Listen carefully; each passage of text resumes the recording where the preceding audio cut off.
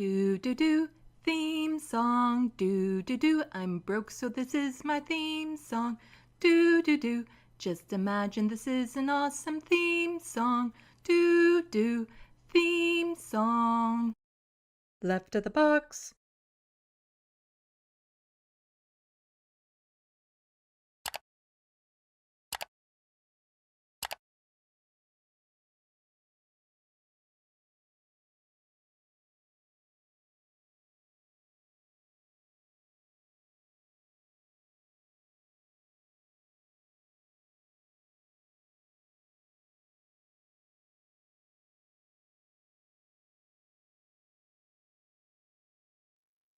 Hello, welcome to Left of the Box. Bonjour, bienvenue. I'm Sandy. Like right before I hit the start, the logo, the theme song and everything, I remembered that I forgot to readjust the close up so that it was more up here instead of down here where it was last stream because, well, last stream I was a little bit playful, a little bit just having some fun with one of the news stories that was going viral at the time about Sweeney. I don't even remember her first name, and her large boobies, and how that was just making the right wing think, oh my gosh, we can call beautiful women beautiful, like that has ever been restricted. Anyway, I'm a little bit aloof today. Let me just crack this open just a sec. Didn't mean to do that. In the sandbox, we have Soul Life, Hunger Games, Midi Doctors. I was actually going to ask about you. I haven't seen you around. So you're going to be listening, but you can't mod. I'm glad you're here. The Anti-Corporatist, Bad Lefty, Looney Tunes 9000. Yeah. Okay, so this is all, I'm looking at the OBS here. It's all framed properly. We'll see how long this lasts. I've had a migraine, really bad migraine over the past day and a half. The type where if you move too much, it flares up, and these bright lights that are shining in my eyes right now are not going to help. But I took some painkillers, going to see how this goes. Hopefully I can get through it, but I just exhausted and everything. But we'll see. We'll see. We'll see how this goes. I have a bunch of interesting stories lined up. Also, while you're all here and we're waiting for people to come join the sandbox and join the watching of this, got a question for you. So I've been doing a lot of research recently, research work on a video that I plan on doing about Anna Kasparian. Now, at first, it was just going to be going over her PBD appearance way back when. But me being who I am, I'm like, oh, right, there was this one video that I can incorporate that I remember seeing. So I went back and found that, and I have that clip ready. And then I was thinking, well, then there's this. And then she contradicted herself here and there and everything. And now I have so many clips to work from. And I'm wondering, do I put it all together and see how long it's going to be? Because now there's like a bunch of messages that I'm planning on getting through. Or do I do one video specifically about the PBD podcast and then do another video about the other content, even though it's kind of connected? What do you guys think? Like, I'm tempted to just go through it and see how long it's going to be first, but I appreciate any feedback on that. Also, I'm looking for clips, if anyone can help me, of Anna, specifically on TYT, bashing the left in any way whatsoever. I know they exist. I don't have them saved up, unfortunately. So if anyone can point me in the direction of some of those clips, greatly appreciated. I do have the one where she's responding to Jank being mad at Lance and the serfs and her saying, I've had it with the left. We're never going to have them on here again. I have that clip, but I'm looking for just other clips of her on TYT, just kind of passively aggressively referring to the left or bashing the left, including referring to trans people as radical trans activists, all that sort of stuff. If you have those clips, great. You can DM me on Twitter. You can email leftofthebox@gmail.com with the link. Any of that would help a lot. So let's see what people are saying now that I've stalled long enough that there might be some answers to my question.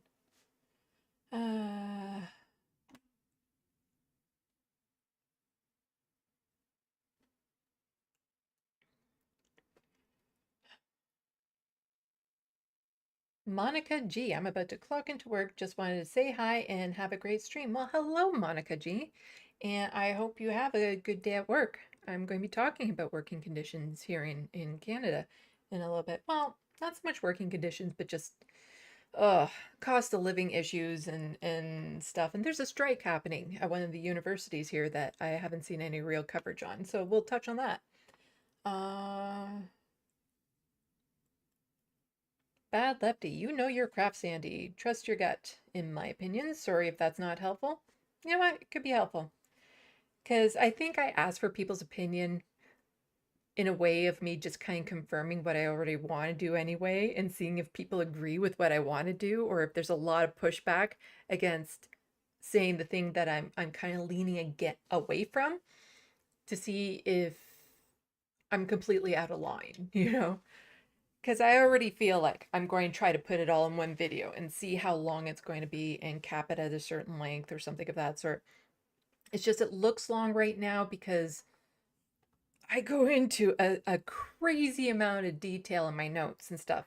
So I've gone through about 4 different interviews with her so far on different channels, and I've clipped out segments and I've time-stamped them in my notes and wrote the note what the clip was about, and there's like a bazillion of them, but I know I'm not going to use all of them. I just got fed up thinking, oh right, I plan on using this thing that she said and then completely forgetting where it was and then having to rewatch the video. So then I'm like, screw it. I'm just going to watch these videos in my video editing program and literally just clip every time I hear something that might be useful for this video. And then put a timestamp in Word and put a little notation as to what's in that clip. It's just like, it's pretty insane. It's intense. It's very detail orientated. And I still have 2 more interviews to go through. But the advantages is when you do it this high level detailed, it's you find a lot of the contradictions. You find a lot of the things where that ties to that, and you can use this as an example there and all this sort of stuff. And it's a rabbit hole I wasn't exactly intending on going down. I was thinking I would just stick to the PPD podcast, but like I said, it's all tied together, and I think part of me would just rather get it all out in one video. We'll see. Hello, Kelly. Nice for you to join the Sandbox.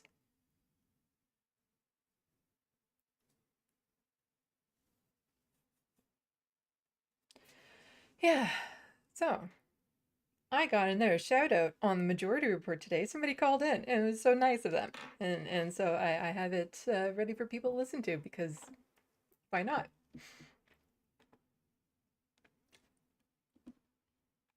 Let's go to the phones.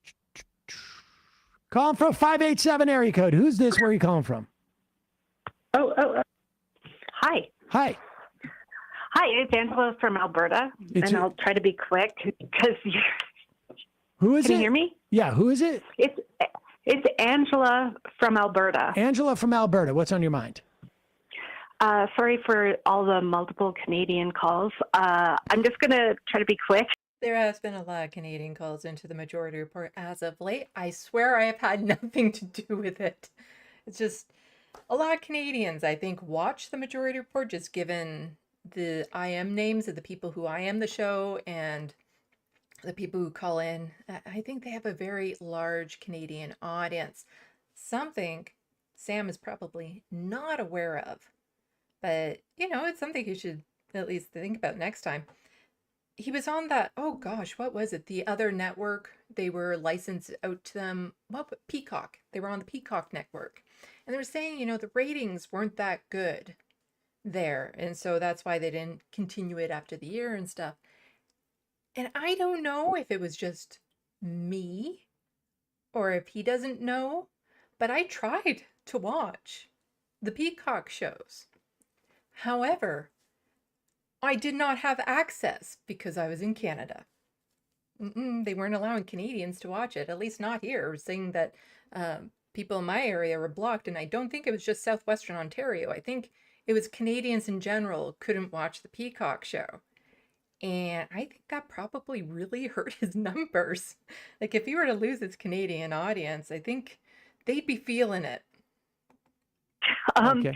Yeah, just for the caller, was it last week or the week before? There are so many independent Canadian sources for progressive news. Harbinger Media, for example. There are a lot of magazines and stuff online that I look through. The Breach is one that is newer and really good. Ricochet, Canadian Dimensions. Like, there are actually a lot of really good magazine type shows. There's podcasts out there if you know what you're looking for, specific to different causes within Canada. Like, there is a wide array of Canadian podcasts and information. However, everything I've seen, there's nothing quite like the Majority Report up here. Is great. The reason I think, and of course, Sandy from Left of the Box, if you haven't subscribed to her, please do so. And thank you, Angela from Alberta. I really appreciate that. Shout out if you're watching right now. The reason I think a lot of Canadians listen to your show, and I actually did listen to your show back when Air America started because of Janine. So sorry, but No, you know, I would say that explains like why 98% of people did. Yeah. And the reason we're concerned is because we're seeing so much influence from. Looks like we have Angela in the chat right now. Hello, welcome to the Sandbox. Welcome to Left of the Box. Really appreciate you calling into the Majority Report and shouting me out. American politics. So, of course, I don't know whether you heard, Tucker was in my province, Tucker Carlson with Jordan Peterson, who is actually from my province, and Conrad Black, along with promoting our newish premier, Daniel Smith, who's very influenced by a group called Take Back Alberta, who is it's very Bannon-esque, as I call them, like influenced highly by MAGA. Daniel Smith, our premier, talks about how much he loves DeSantis, or however you say his name. And so I just want. I can't find the clips or the articles about it, but I do know at time Danielle Smith has also referred to like the Founding Fathers or the First Amendment here in Canada without quite realizing it's not the same up here. We don't have Founding Fathers. We don't have the First Amendment up here in Canada. That's a different country's thing going on there. But I'm pretty sure she has said things along those lines. I just trying to find the articles and stuff sometimes can be a challenge when I'm doing this all on my own. Wanted to point that out. And lastly, I did send messages in about university censorship on pro-Palestinian works, and I was hoping to be able to send you guys a clip on what was going on here, but they didn't make it public, which is probably a good thing. But basically, we had an open house at the University of Alberta that talked about the issues of Palestine and censorship, and we found out that the local Jewish community was meeting with the university administration on a weekly basis as of November at some point. So this is probably the case with a lot of universities in North America right now, and it's concerning. And the censorship is not new. We've seen this go on for a long time, especially a few years ago before. So I don't know what's happening now, but we had just our university elections, and fortunately, the Palestinian student group is now looking to get recognition that they didn't before. Great.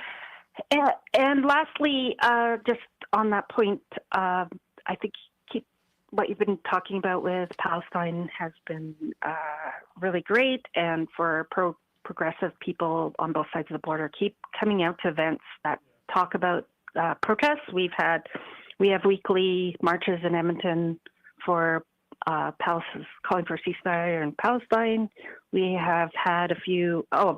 We've had a few LGBTQ protests because the same premier just introduced a anti-trans bill under the guise of parental rights, banning any gender-affirming care below the age of 16. And that is unconstitutional in this country. That goes against the Charter of Rights and Freedoms, which means it would be challenged in court, which means if she wants to override that, she'd have to pull the notwithstanding clause, which isn't completely out of the question because that's what Scott Moe did in Saskatchewan when it came to outing trans students to their parents if they didn't feel comfortable coming out to their parents.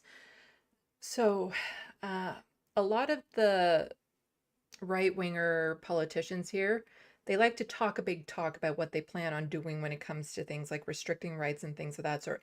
However, we are far better protected up here with our charters of rights and freedoms than I think Americans are with each individual state and everything that they have going on. So she says that she will try it. And even the attempts alone, like Pierre Poilievre's wanting to do basically the same thing, he's acknowledged it. The attempts on their own will do so much damage, even if they don't happen, to just add towards the culture war aspect of it, to add towards the environment that trans folks and queer folks have to live in. And it just adds so much fuel to the fire of hatred here. So it's yet to be seen how that will turn out, but it goes against our Charter of Rights and Freedoms. So it will be challenged. And between 16 and 18 only with parental consent. So we're seeing this influence, and it's a real problem. It's a real problem. Well, yeah, we're gonna, yeah. Appreciate the call. Thanks. Thank you for taking my call. Thanks. Take care, Sam. Bye-bye. Okay, bye. By all means, Canadians, keep on calling in and IMing the show and mentioning me, and maybe one day I'll actually be asked, like, come on a Friday fun show or something, or it'd be awesome to do something a little bit more regular even. I don't know. I dream big. Anyway, let's check the sandbox.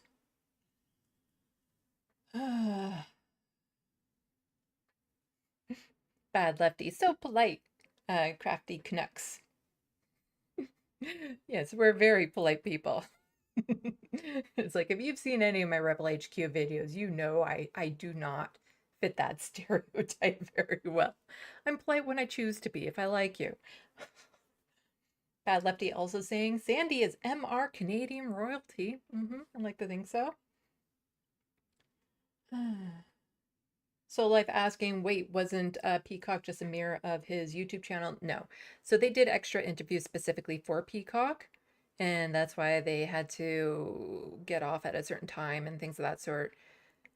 And those interviews, the only reason why I know of them is that they would post a couple of them here and there on their main channel.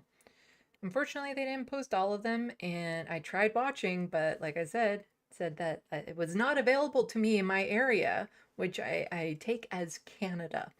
And I don't think Sam knows that his numbers hurt a lot, probably because he didn't have his Canadian audience there.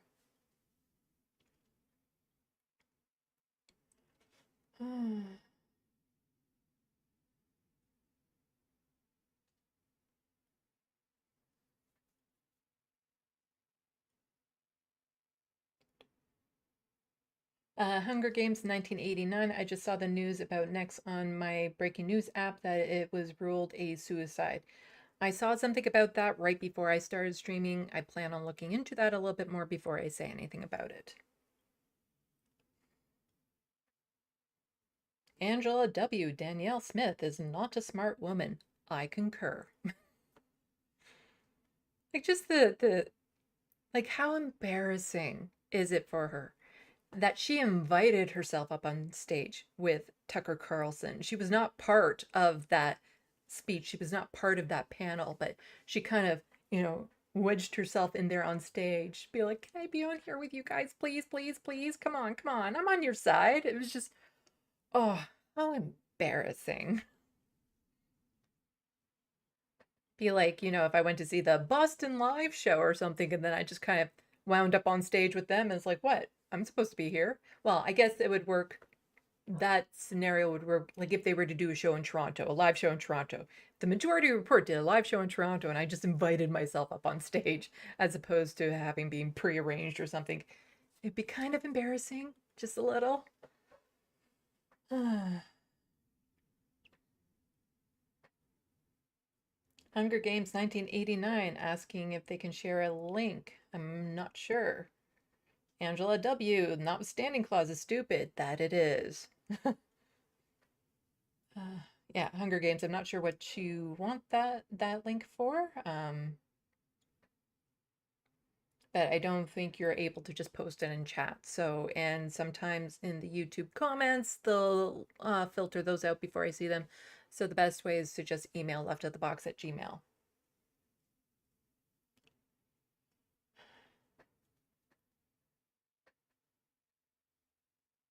Yes, a couple people mentioning VPNs. It's something that I don't know if they start making it that you have to give some sort of government ID or something like that before you can watch porn in Canada. I think VPNs will become very popular. I think Matt Leck was making a comment about that or something, being in Texas and just mentioning that it might be an issue that he had to somehow, or Texans had to somehow identify themselves, or people outside of Texas had to somehow give over some sort of ID to prove that they were of age or something. And it's like, well, that might be coming here to Canada. So we'll see. It's not an issue for me, but it's an issue because adults should be free to do what adults want in legal consenting scenarios. And there are better ways, I feel, of protecting children from harmful online content than to make adults have to give some sort of government ID or facial recognition or some sort of evidence that they are who they say they are whenever they go to log on to sites with adult content.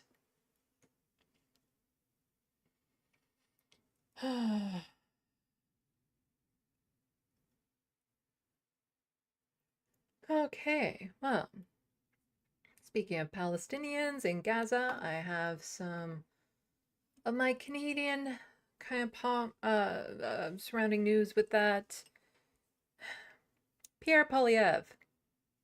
Good chance he's going to be the next Prime Minister of Canada. Not looking forward to it. I feel like I'm in that moment in the movie, Taken, where he's on the phone with his daughter and she's under the bed and she's like, oh my God, they're here. And he's basically just telling her, this is what I need you to do to prepare. Be ready to do this, this, and this.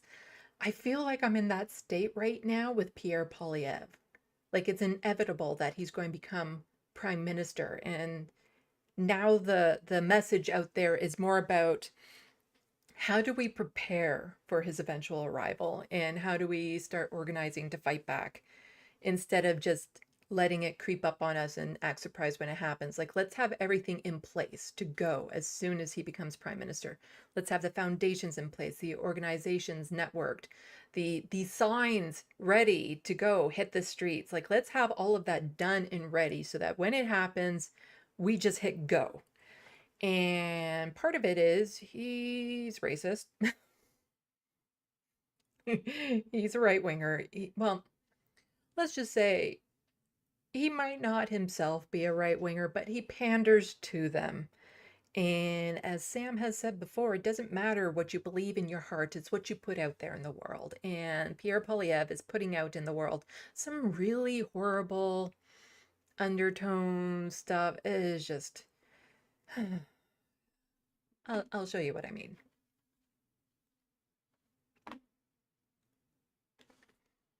Forgot to make this screen bigger again. Let's do that for your viewing pleasure. There we go. So, a tweet from Pierre Poilievre. Trudeau paused UNRWA funding because of ties to terrorists and revelations that their employees took part in the October 7th attacks, which has been ruled to be kind of made up by Israel. That it wasn't a thing. There's also indication that the people who confessed to it were tortured into it. And there is no actual evidence. And instead of Canada just saying, okay, we're going to look into these allegations before we stop funding or before we pause UNRWA, we're just going to do it right away. Even though we know at this point Israel has lied on so many occasions, but we're just going to take it at face value and pause funding to starving millions of people.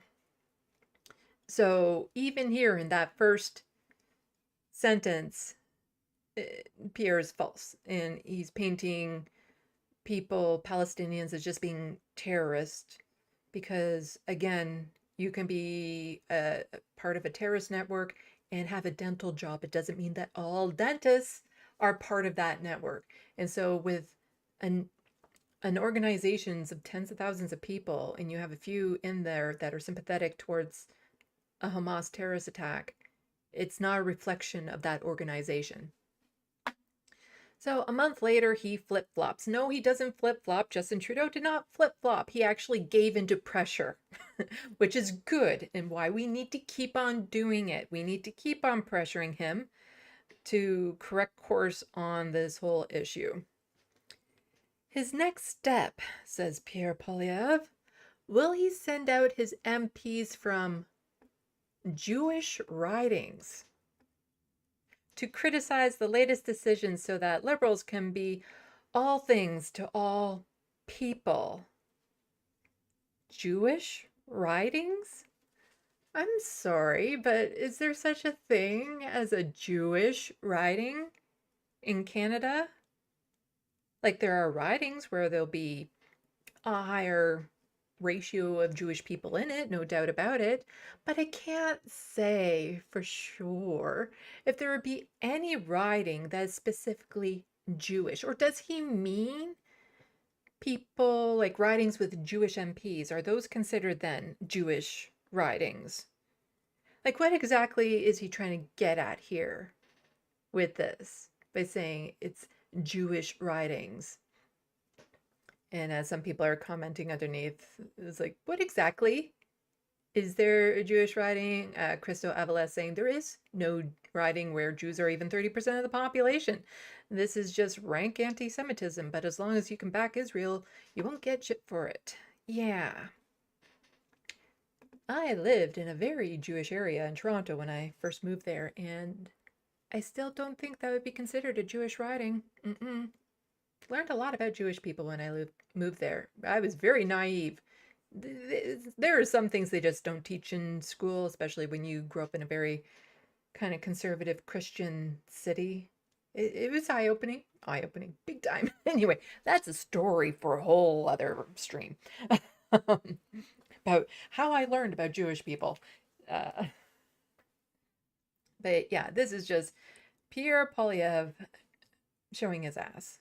And that he is being anti-Semitic here. There is no such thing as a Jewish riding here in Canada. There are ridings with Jewish people, just like there is no Muslim riding, there is no Christian riding, there are no black ridings, there are no right-wing ridings, even though there are some ridings where pretty much everyone who votes for it are of the right, except I can't say there's been any riding where like over 90% of the people who even vote for conservatives, like I don't think there's even a single riding in that situation where over 90% have voted for conservatives. So can you even say that there's even such a thing as a right-wing riding?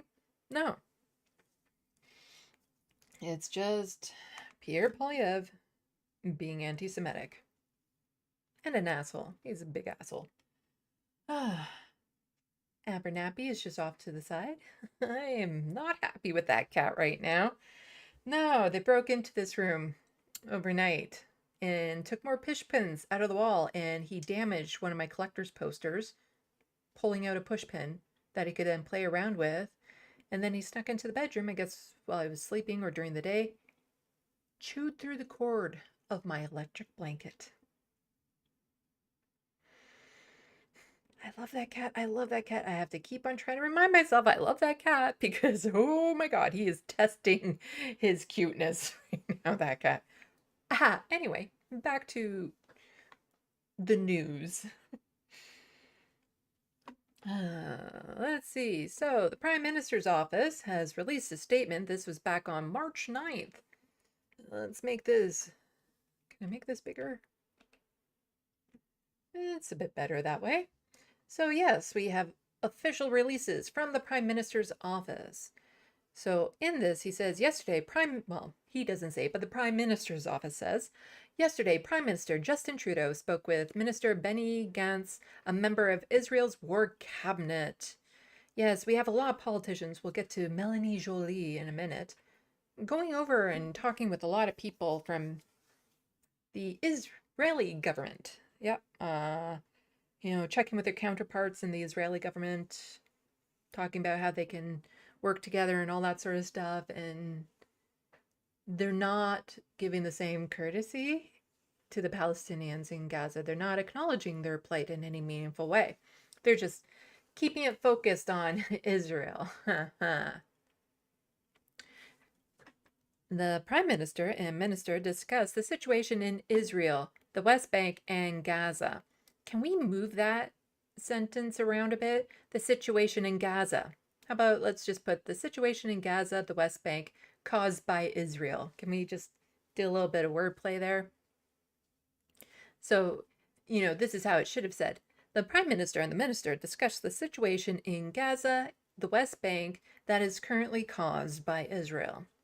They called for the immediate release of all remaining hostages and called the international community to continue applying pressure to secure their release. Which hostages? Are we just talking about the hostages Hamas took from that one day? Or are we also talking about the thousands of Palestinians that have been wrongfully imprisoned by the Israeli government? Some women and children. Again, no, they weren't guilty of anything. They were just basically kidnapped and imprisoned. Are we talking about those hostages, or are we just talking about the ones from October 7th that Israel is actually responsible for killing a whole bunch of them in bombings and just shooting them with white flags and all that sort of stuff? What are we talking about here? Prime Minister Trudeau reiterated his unequivocal condemnation of Hamas and its brutal attack against Israel. I haven't read this full statement yet. Any money on him saying that he has a lot of condemnation for the over 30,000 people Israel has killed, and the mass starvation that's currently underway, and the displacement of over 1 million people, the turning an entire culture to rubble. Is there any condemnation for that? Do you think he's going to mention that in this statement? You think?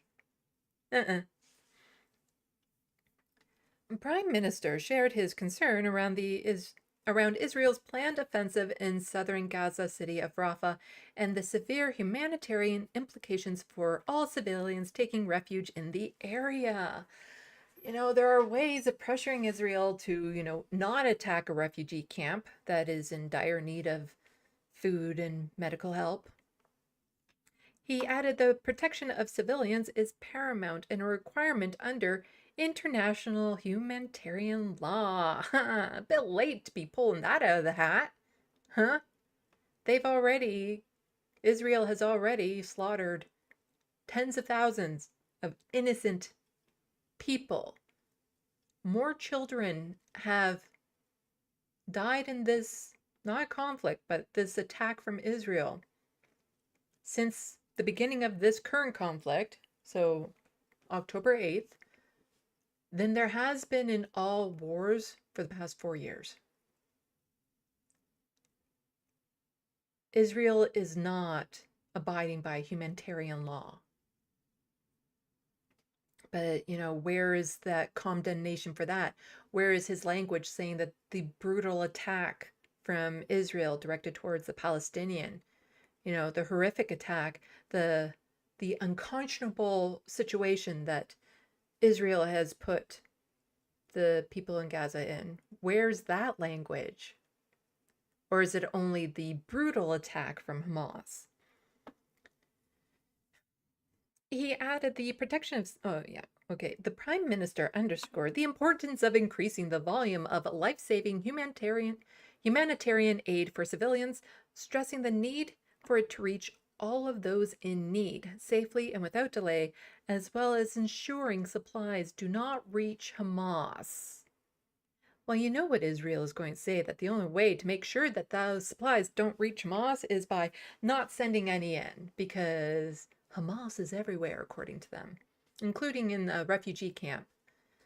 So when they tell them to move from northern Gaza to southern Gaza so that they could get rid of Hamas, well, of course, then Hamas is going to move with them, so they have to attack them wherever they are because Hamas is everywhere. So how exactly are you going to make sure that anyone who is sympathetic with Hamas, who is part of Hamas, doesn't receive any of that humanitarian aid? And why not? Like, have we got to the point where because, Hamas did a brutal attack, that means that we have to brutalize every member of that organization? Is that where we're at right now? That people in Hamas deserve any horror inflicted on them because of this one attack? Whereas Israel has killed over 30,000 people, and if the people in Gaza fight back whatsoever, they will be destroyed. Huh. There doesn't seem to be an equal playing field here. The Prime Minister seems to be far more sympathetic with one side than he does with the other. Prime Minister Trudeau also thanked Mr. Gantz for Israel's support in enabling the departure of hundreds of Canadians from Gaza and stressed the need for continued support from Israel in facilitating the exit of remaining Canadians and their extended families. Oh, wait. Their extended families? How are they supposed to leave Gaza?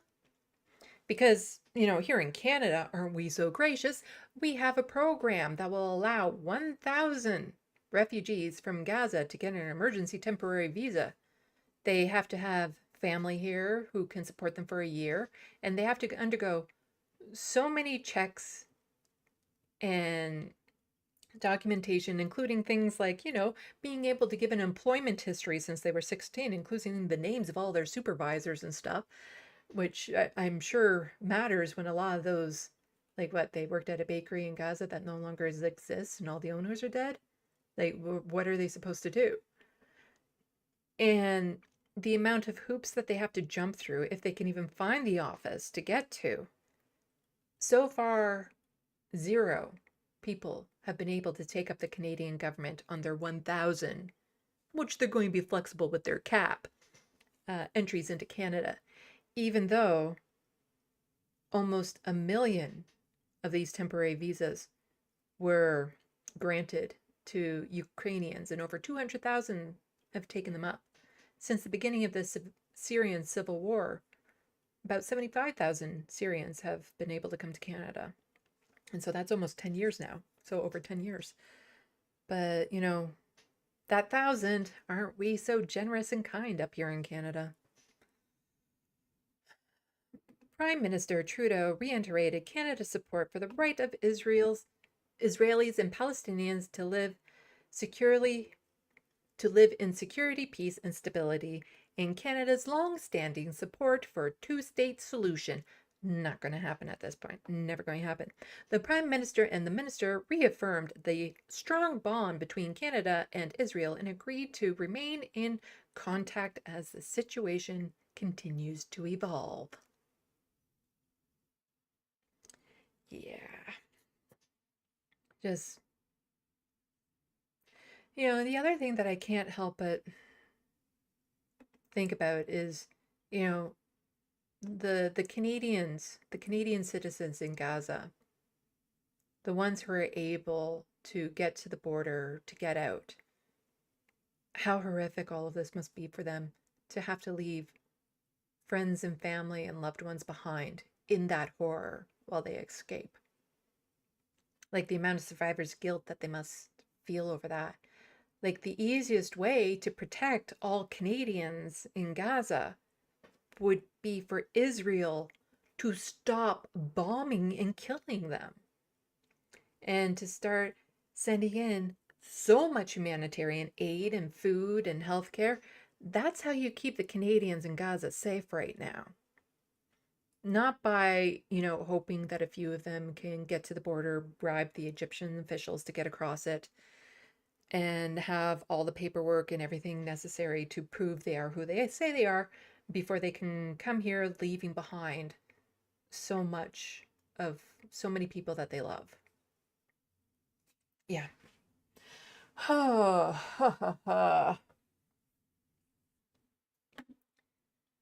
So more about our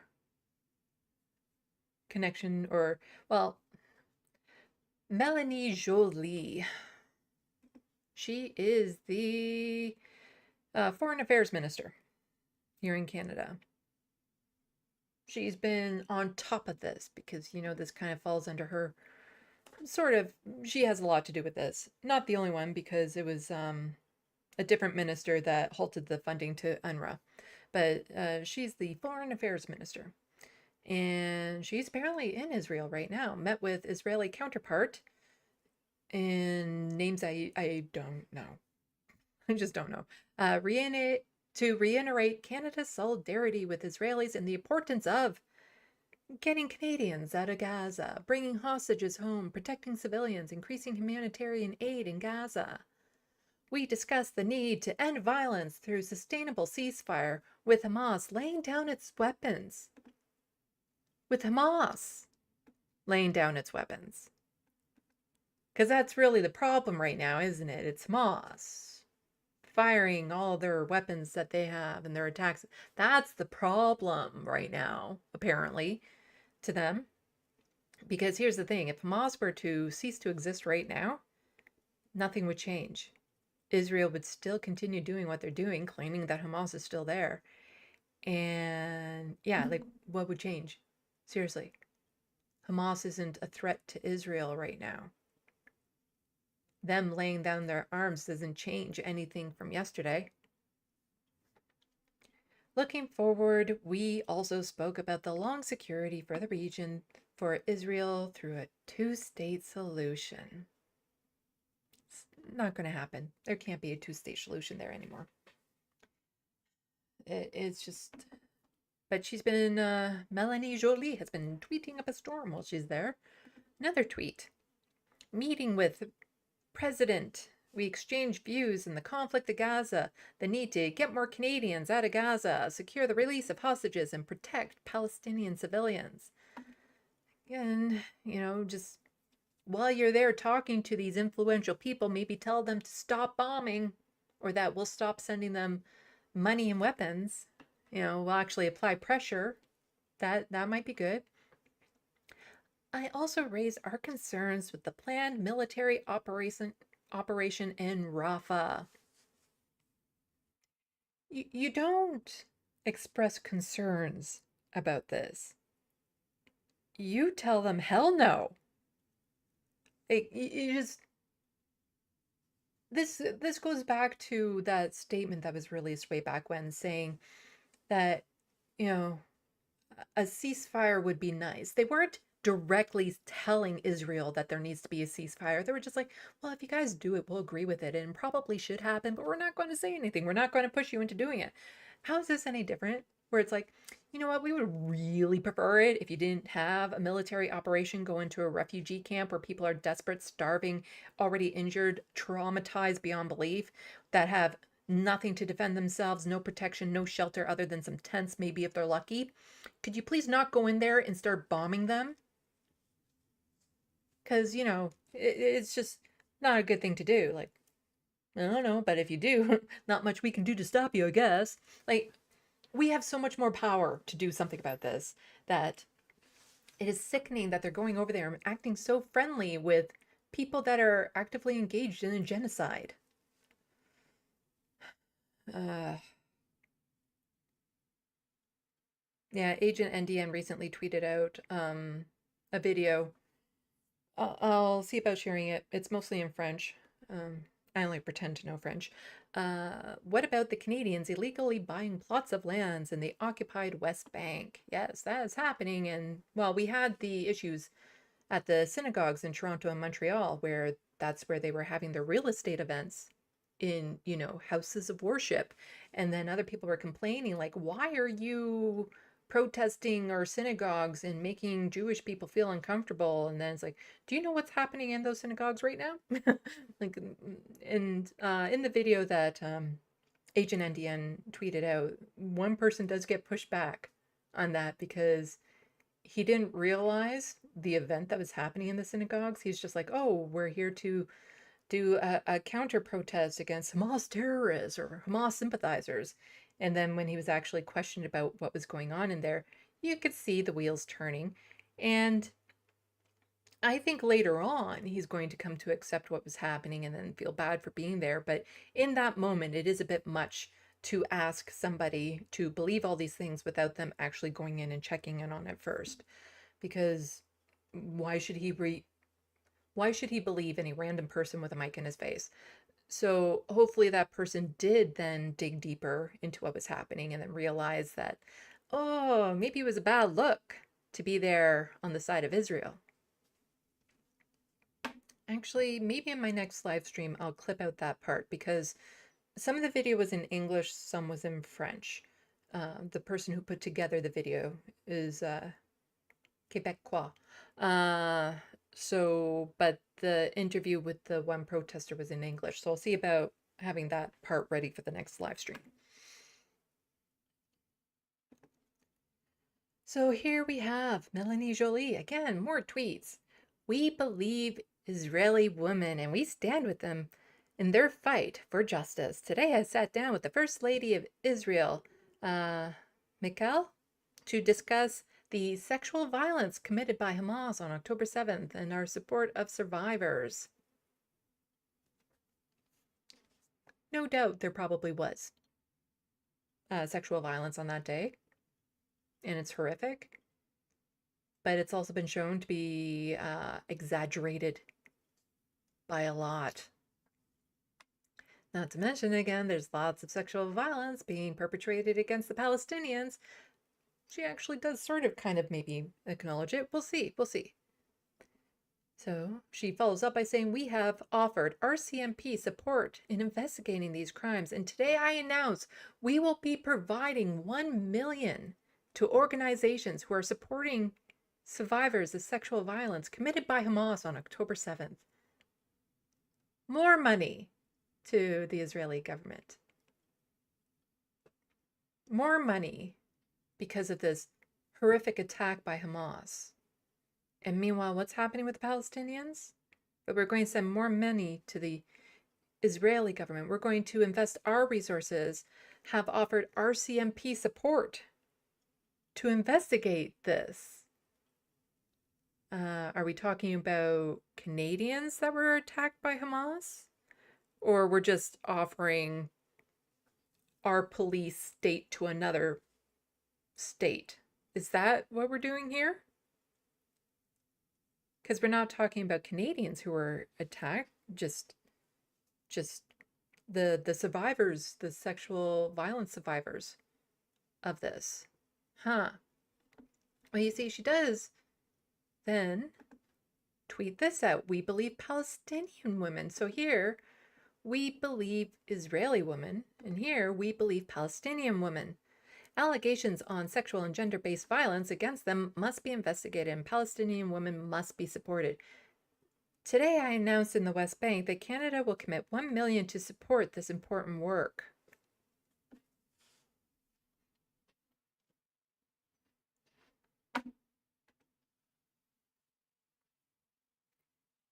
That wouldn't happen to be the same $1 million that you're giving to Israel to look into the sexual violence perpetrated by Hamas, is it?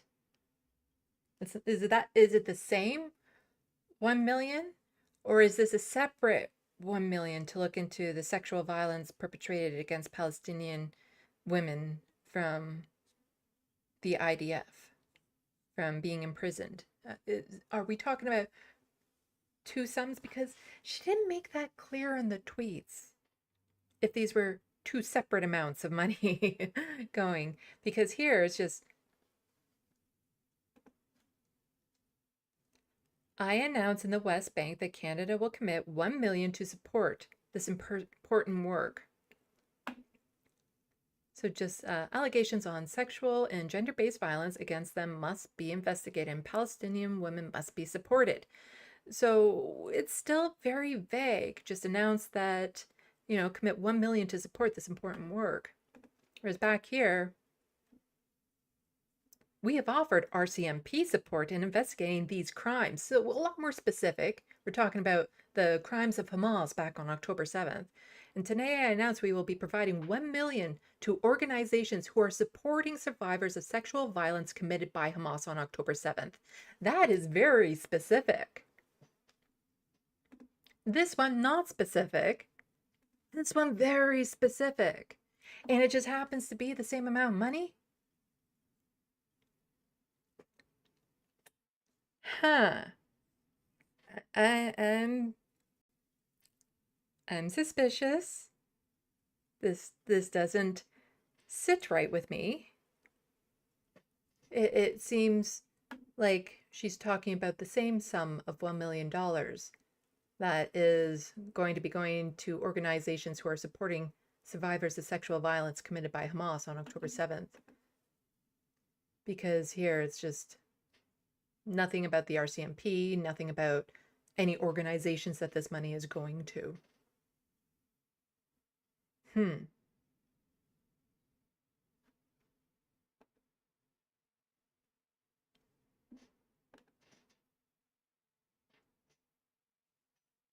Really?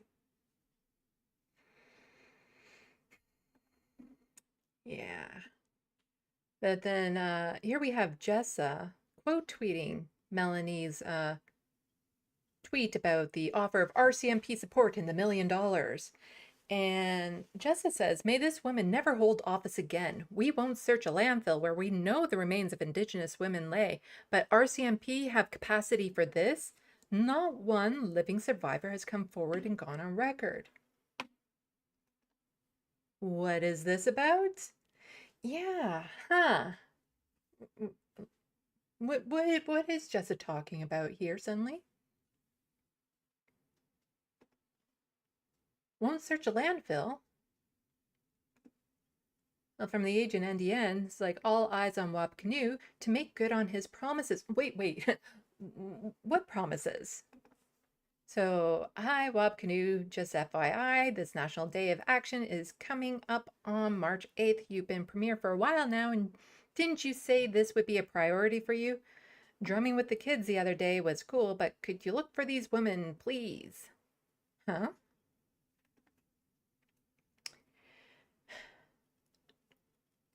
Yeah, so join us to hold the governments accountable to search the landfill for missing and murdered Indigenous women. March 8th, National Day of Action, search the landfill.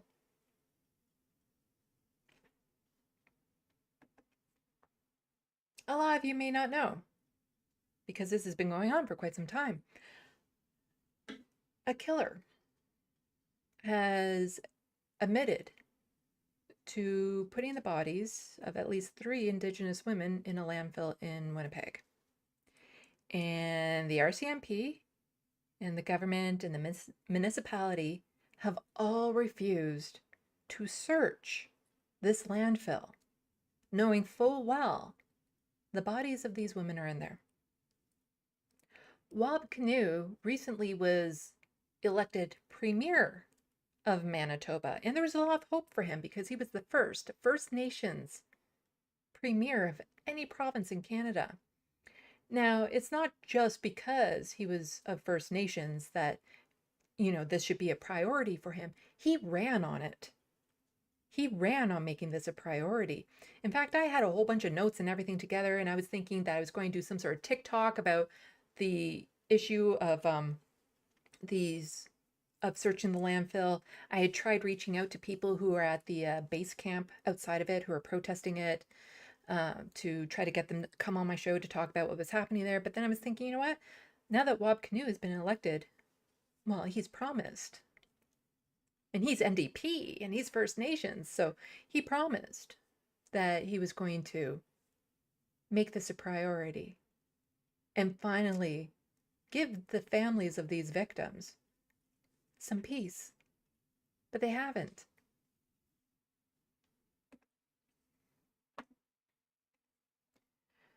Protesters say they're fed up with NDP government inaction after promise to search landfills for slain women. Daughter of Morgan Harris, sick of words with no action. AMC Grand Chief done begging. You see, some of the things that just make this so tragic and horrific is, remember that submarine that kind of imploded and a bunch of rich people died in it? Not a bunch, just a few. Canada spent so much money, millions and millions and millions, looking for that sub, what was left of it anyway. And they had to cover an area that is incomprehensibly big. And they did that. And they spent all that money, put our resources into that. But in this one landfill, they won't search it. Oh, well, it's too dangerous. It's too this and that and the other thing. And yet I had a story that I was going to point out in this little video that I was planning on doing, which I might now still have to do, that there was a man in Toronto or something, and they did it. They found a body of somebody they knew was in there. And they found the body of a person in a landfill. It's not about money. It's not about resources. It's not about safety. It is that, and this is my theory, my speculation, they're not worried they won't find the 3 missing women. They're worried about how many more they will find. Because there's a lot of missing Indigenous women in this country. And their bodies are somewhere. And I strongly suspect that there are far more than 3 in that landfill. And then what would that mean to the police? To what their jobs have been? To who the possible other perpetrators of this violence was? Then they'd have to look into it. And then that landfill that would have to be shut down or moved so that it could become a big dig site so that they could find all these different bodies. Well, that would cost the city so much money, and they don't want to do that. And that is my speculation on it, that it's simply put racism and the fact that it could uncover so much more than they're prepared or wanting to deal with. Protesters demanding a search of a Winnipeg area landfill for the remains of 3 First Nations women directed their anger at new target Friday, Premier Wab Kinew, who has yet to deliver on his campaign promise. Chants of Bring Out Wab rang across Manitoba's legislative grounds. On International Women's Day, around 300 people gathered to hear speeches after a round, dance, and march through downtown Winnipeg. I'm sick of words with no action, says Cambria Harris. It's believed the remains of her mother, Morgan Harris, are in the landfill. I'm sick of sitting in these rooms repeatedly with politician to politician, from premier to premier. And where are things gone? Nowhere. The progress stays the same, Harris says.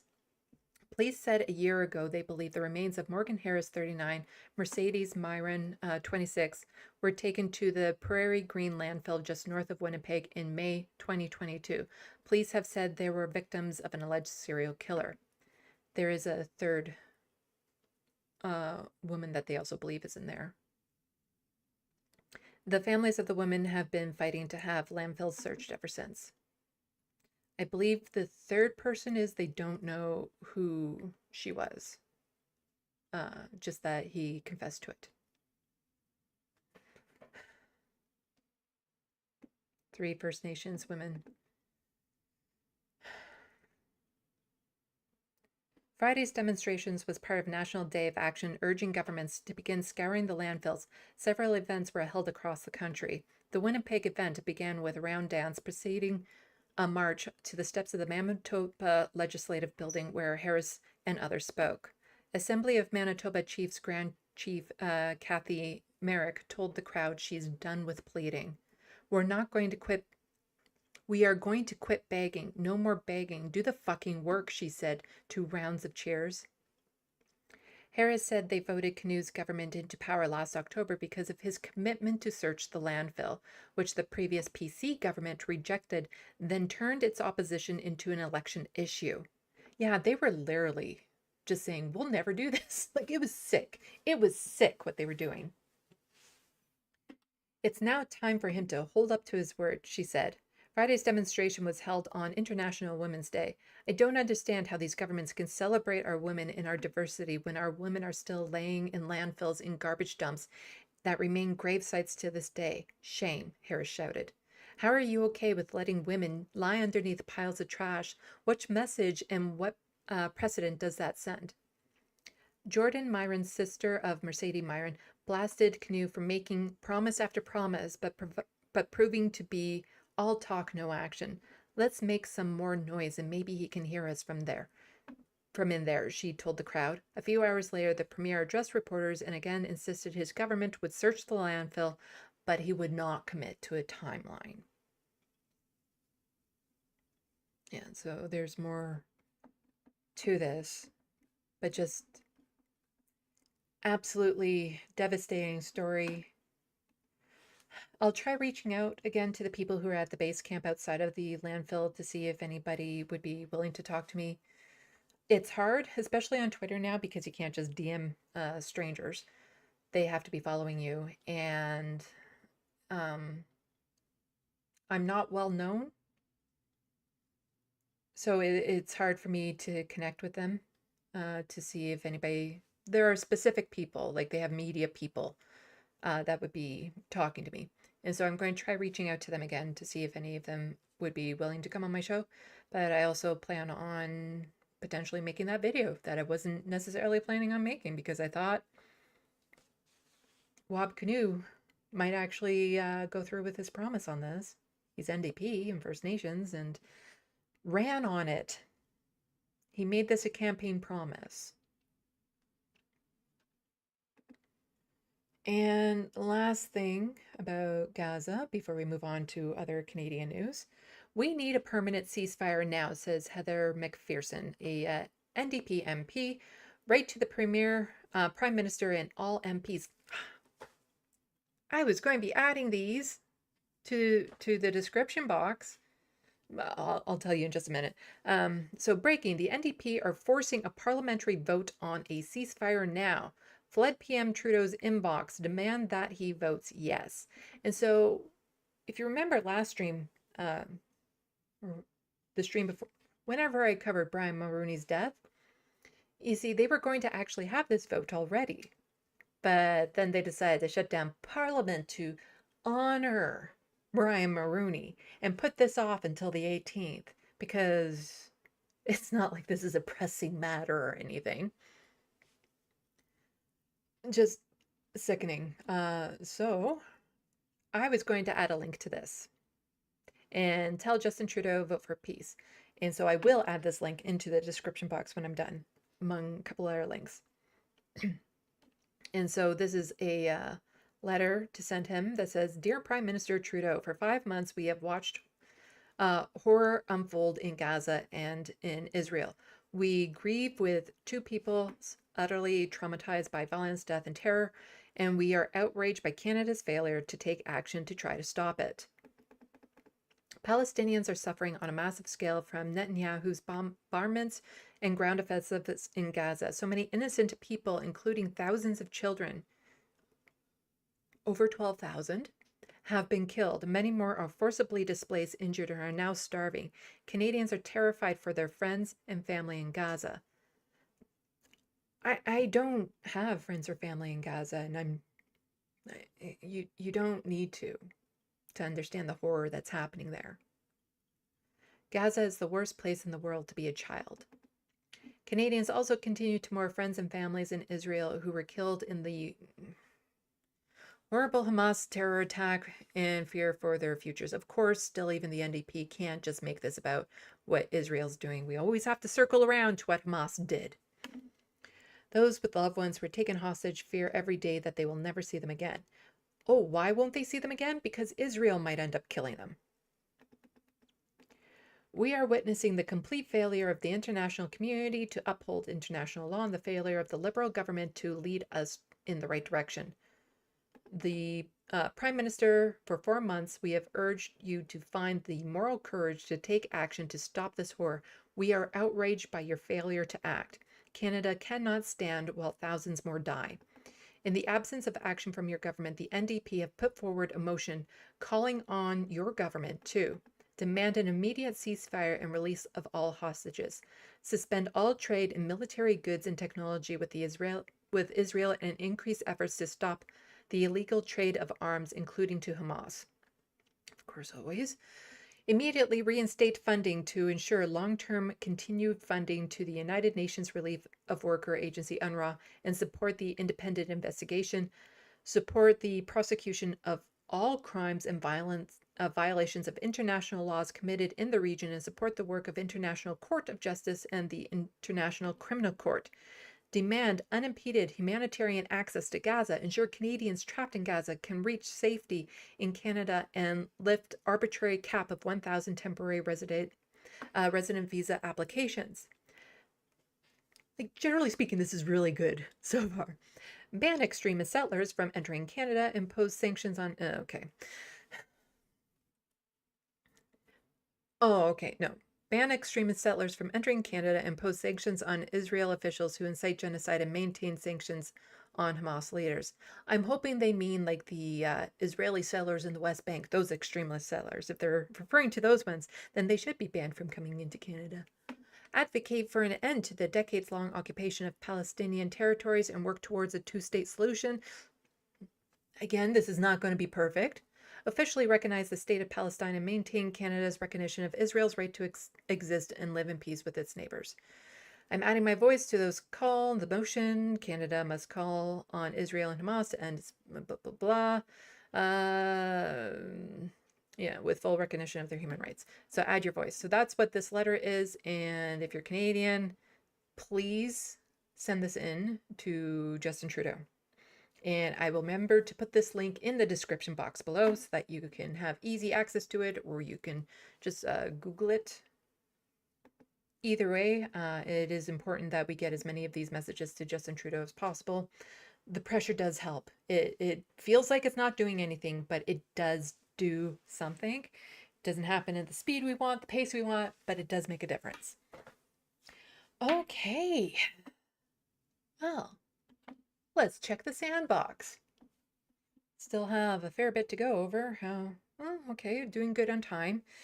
I'm doing okay with energy. Got my stage energy going. I said at the beginning of the stream, I've been battling a migraine for the past 24 hours. The type where if you move too much, it hurts. Too much bright lights, like the lights shining in my eyes right now, it can hurt. But I took some painkillers before I started streaming, and it seems to be going well. So we'll see.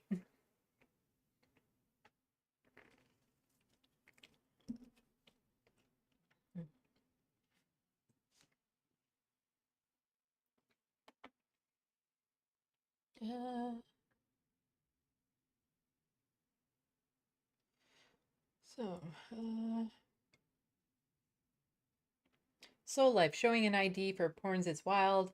It shows the age of our lawmakers, how they can't see the negatives. Yes, and I'm also like one of the ideas as to how to prevent underage people from accessing porn would be to, use the webcam to try to identify how old people are, which is just creepy in itself. And then all that could happen is you can hold up a picture of somebody who's older. And all I could think is like, suddenly Jordan Peterson is like accessing millions of videos of porn or something because everyone uses his face to access it, which would be good. It'd be hilarious. It would actually be hilarious if that happened. Looney Tunes 9000. Sandy still needs your help paying off Frodo's vet bills. I do. They're almost paid off. But at this point, it's also ongoing. It's not It's anti-nausea medication, some powder, and special food for him. It's any help with that is appreciated. I just wish it was easier on him. He hates it. He hates taking medication so much. Luckily, he doesn't attack me, but I have to chase him. He gets stressed. I get stressed. He goes under the bed. It's so hard to get him when he goes under the bed, but the anti-nausea medication really has helped him eat and put on some weight. So, I probably have less than a year with him left, and I want those days to be as good for him as possible. Because when I'm rubbing his belly, sometimes I can feel there's something growing that shouldn't be growing under the skin, which is, I try not to think about it. And I just try to enjoy every moment I can with him. And he still loves his bedtime snuggles and morning snuggles. So, there's that. I still get to snuggle with him quite a bit. So to help with that, e-transfers to SandeeLovas@gmail if you're Canadian. If not, PayPal link in the description box below.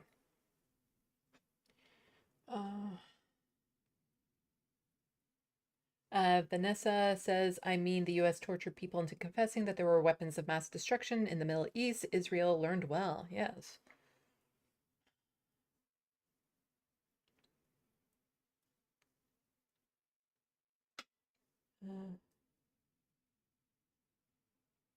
Let's see.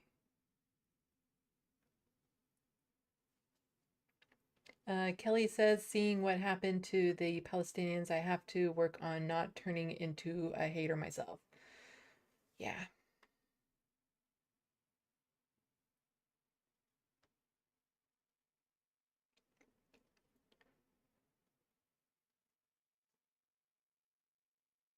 Lefty says, may God forgive you, Justin, Joe, and Rishi. I won't. There's no coming back from this, morally speaking, what they've allowed to happen.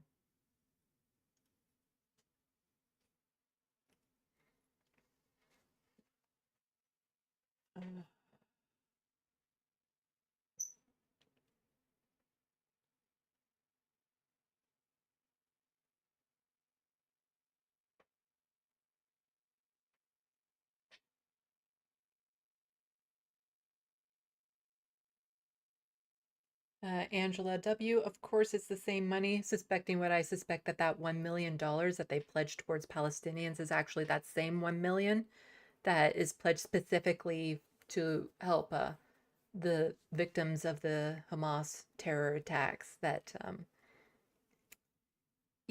for something that they talk so much about, I've yet to see any of the victims come forward. And I don't want any of the victims to feel pressured to come forward because, like I said, it probably happened to some extent. But to the extent that they're trying to make it into, no.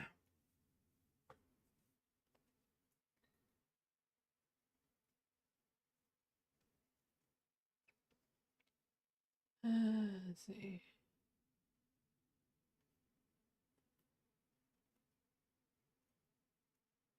Bad lefties. Some lives matter. Yes, some lives matter more than others when it comes to government and police states. Joanne Golly says RCMP in Port Alberni allowed my ex of over 2+ years break into my home, steal my possession, but worst of all, he stole my cat. Oh no.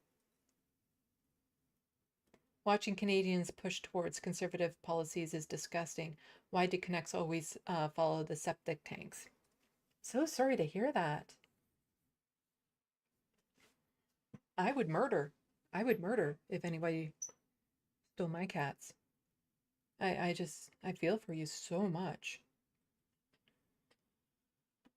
And yeah, so often, the police unions say, we need more money to keep you safe. And meanwhile, keep us safe from how? Like, what are you doing?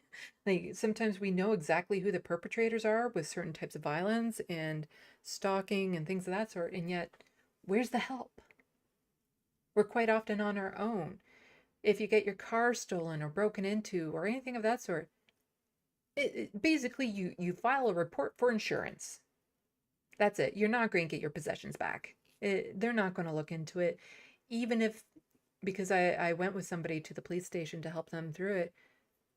The landlord had footage of the parking area. No demand to see it. No pressure on the landlord to hand it over or anything. It's just, yeah. How exactly are police helping us here?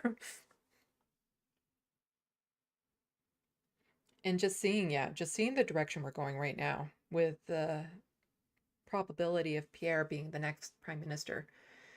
It's scary, and we need to be ready for when it happens.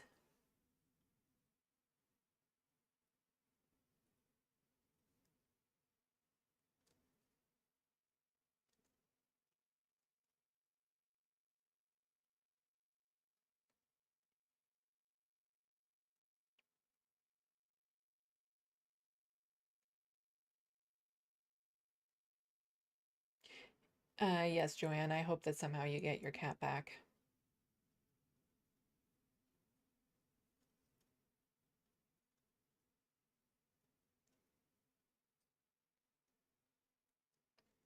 Let's see.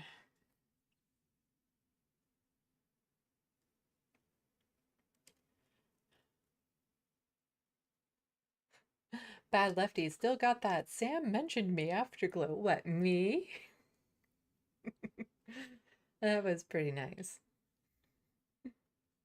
Just any acknowledgement on the majority report is always nice because it's a good community there. We have a lot of crossover, and again, my ultimate dream would be to start a Canadian version of the majority report. It'd have to be done on a different channel. Like it wouldn't be on Left of the Box. It would have to be named something different on its own channel, but it's something that's beyond the capacity of one person to do. Because just scheduling interviews, finding the articles, the proper editing, the graphics, the like all the resources behind it. It's a lot. A lot, a lot.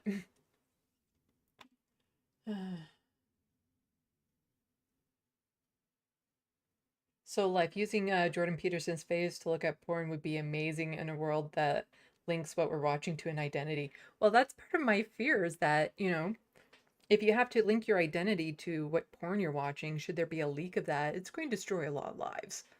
Um, that's private. That should be private, what people, consenting adults look at and stuff.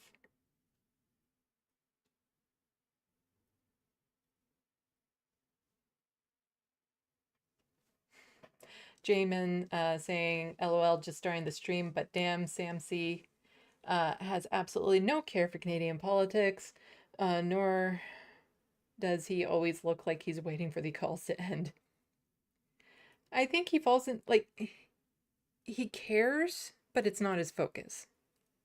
It's good for people to touch base every now and then because he'll listen to, what's happening in the UK. There's the person who regularly IMs from the UK to give updates and other people who give updates around the world. But, he's focused on where he has the most influence. And that's why we need a majority report the North to take the pressure off of him so that somebody like me can focus on the Canadian issues that, directly impact and are important to me. So he cares about a lot more issues than he has the capacity to be able to deal with. And I've touched on this actually in a video, in an essay that I did a while back, where it's people trying to demand too much from any one live streamer or content creator, because so often David Dole will get bugged to do more Canadian stuff. And it's like, that's not his thing. That's not his passion. He does do Canadian stories, which is great. But, we're content creators. We're doing what we have a passion on. If the content creator you like doesn't happen to cover that particular subject, I guarantee you there's another content creator who does cover that subject. And so it's important to do that because us content creators only have so many spoons. Angela W., I'm surprised there isn't a date to search the landfill. I think nope would be the best time. I think you mean now would be the best time? Yeah, there's no excuse why they haven't done it already. None. Because in every excuse they have, it's been proven in other places that it has been done or that we have the money for it. And yeah, it is just so sickening.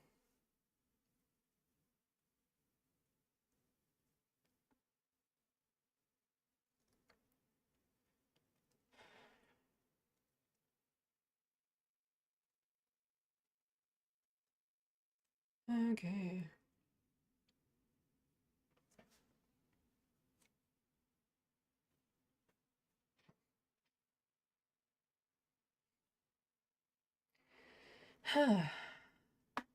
Let's see. Let's see. The other stuff I wanted to cover. So now we'll do my little fun thing. My fun thing I enjoy doing. This. Today in Canadian news.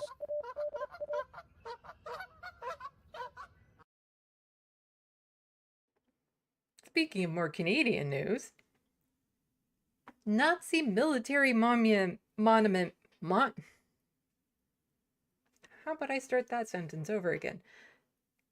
More in Canadian news. Nazi military monument removed from Ontario cemetery. Huh. This must be an old article, huh? Old, like ancient, like this seems absurd. March 11th, 2024. Yeah. A monument commemorating Nazi-led military unit of Ukrainian soldiers has been removed from an Ontario cemetery after years of controversy surrounding the site. You don't say. You don't say. Huh. Oh. The monument, located in St. Volodymyr Ukrainian Cemetery in Oakville, paid tribute to the 1st Ukrainian Division, a Nazi unit predominantly comprised of Ukrainians who fought in the Second World War. Now remember, in Parliament Hill, the Prime Minister and a whole bunch of people gave a standing ovation to a former Nazi. This country has far too much sympathy for the Nazis. But it explains why the Israeli government is getting so much support right now. Yes, I am comparing the two. It's like if you talk like a goose and you step like a goose, probably a Nazi. The 1st Ukrainian Division, also referred to as Waffen-SS Galika Division, and the SS 14th Waffen Division, dominated headlines 6 months ago after Hunka, a veteran who served in the unit, was invited to Canadian House of Commons, where he received a standing ovation. Liberal MP Anthony Rota immediately resigned as Speaker amid criticism over the decision to invite Hunka. It's a memorial to soldiers who served for the Nazis in the Second World War, one of the greatest atrocities of the Jewish people, and it does not belong in Canadian soil, Oakville-based Rabbi Stephen Wise told CTV News Toronto. Wise is part of a group that has been calling for the monument's removal for years, which Dan Pennington, with Friends of Simon Center, described as glorification of Nazi military unit complicit in war crimes committed during the Holocaust. Now, you see, the thing is that we have these memorials like this, Nazi memorials, and we also have memorials for the victims of communism all over this country. And I just go back to the main shot. I find this all very interesting because I finally watched Oppenheimer, and I didn't like it. It wasn't. I didn't think it was a great movie. I was very bored through all of it. I understood why other people thought it was a great movie. But one thing I just couldn't get over was how hostile they were to communists in that movie. And in reality, you know, the American government and the Canadian government, how hostile they are to communists. And how sympathetic they are to Nazis. And it just always blows my mind because I don't find being called a communist as an insult. I don't necessarily define myself as one, but it's not an insult. Being called a Nazi, I think, would be, well, anyone who would call me a Nazi, obviously it doesn't mean anything because I'm not. But, that shouldn't be taken as a compliment. And yet, so often, it's just kind of like, whatever. And I just, like, what is so evil about what communists want versus what Nazis have done?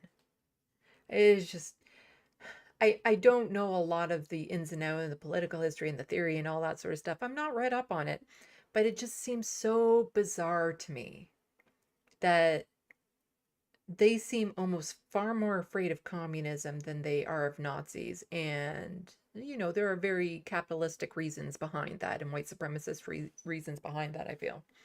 Anyway, back to the article. The cemetery confirmed the monument was being removed to enable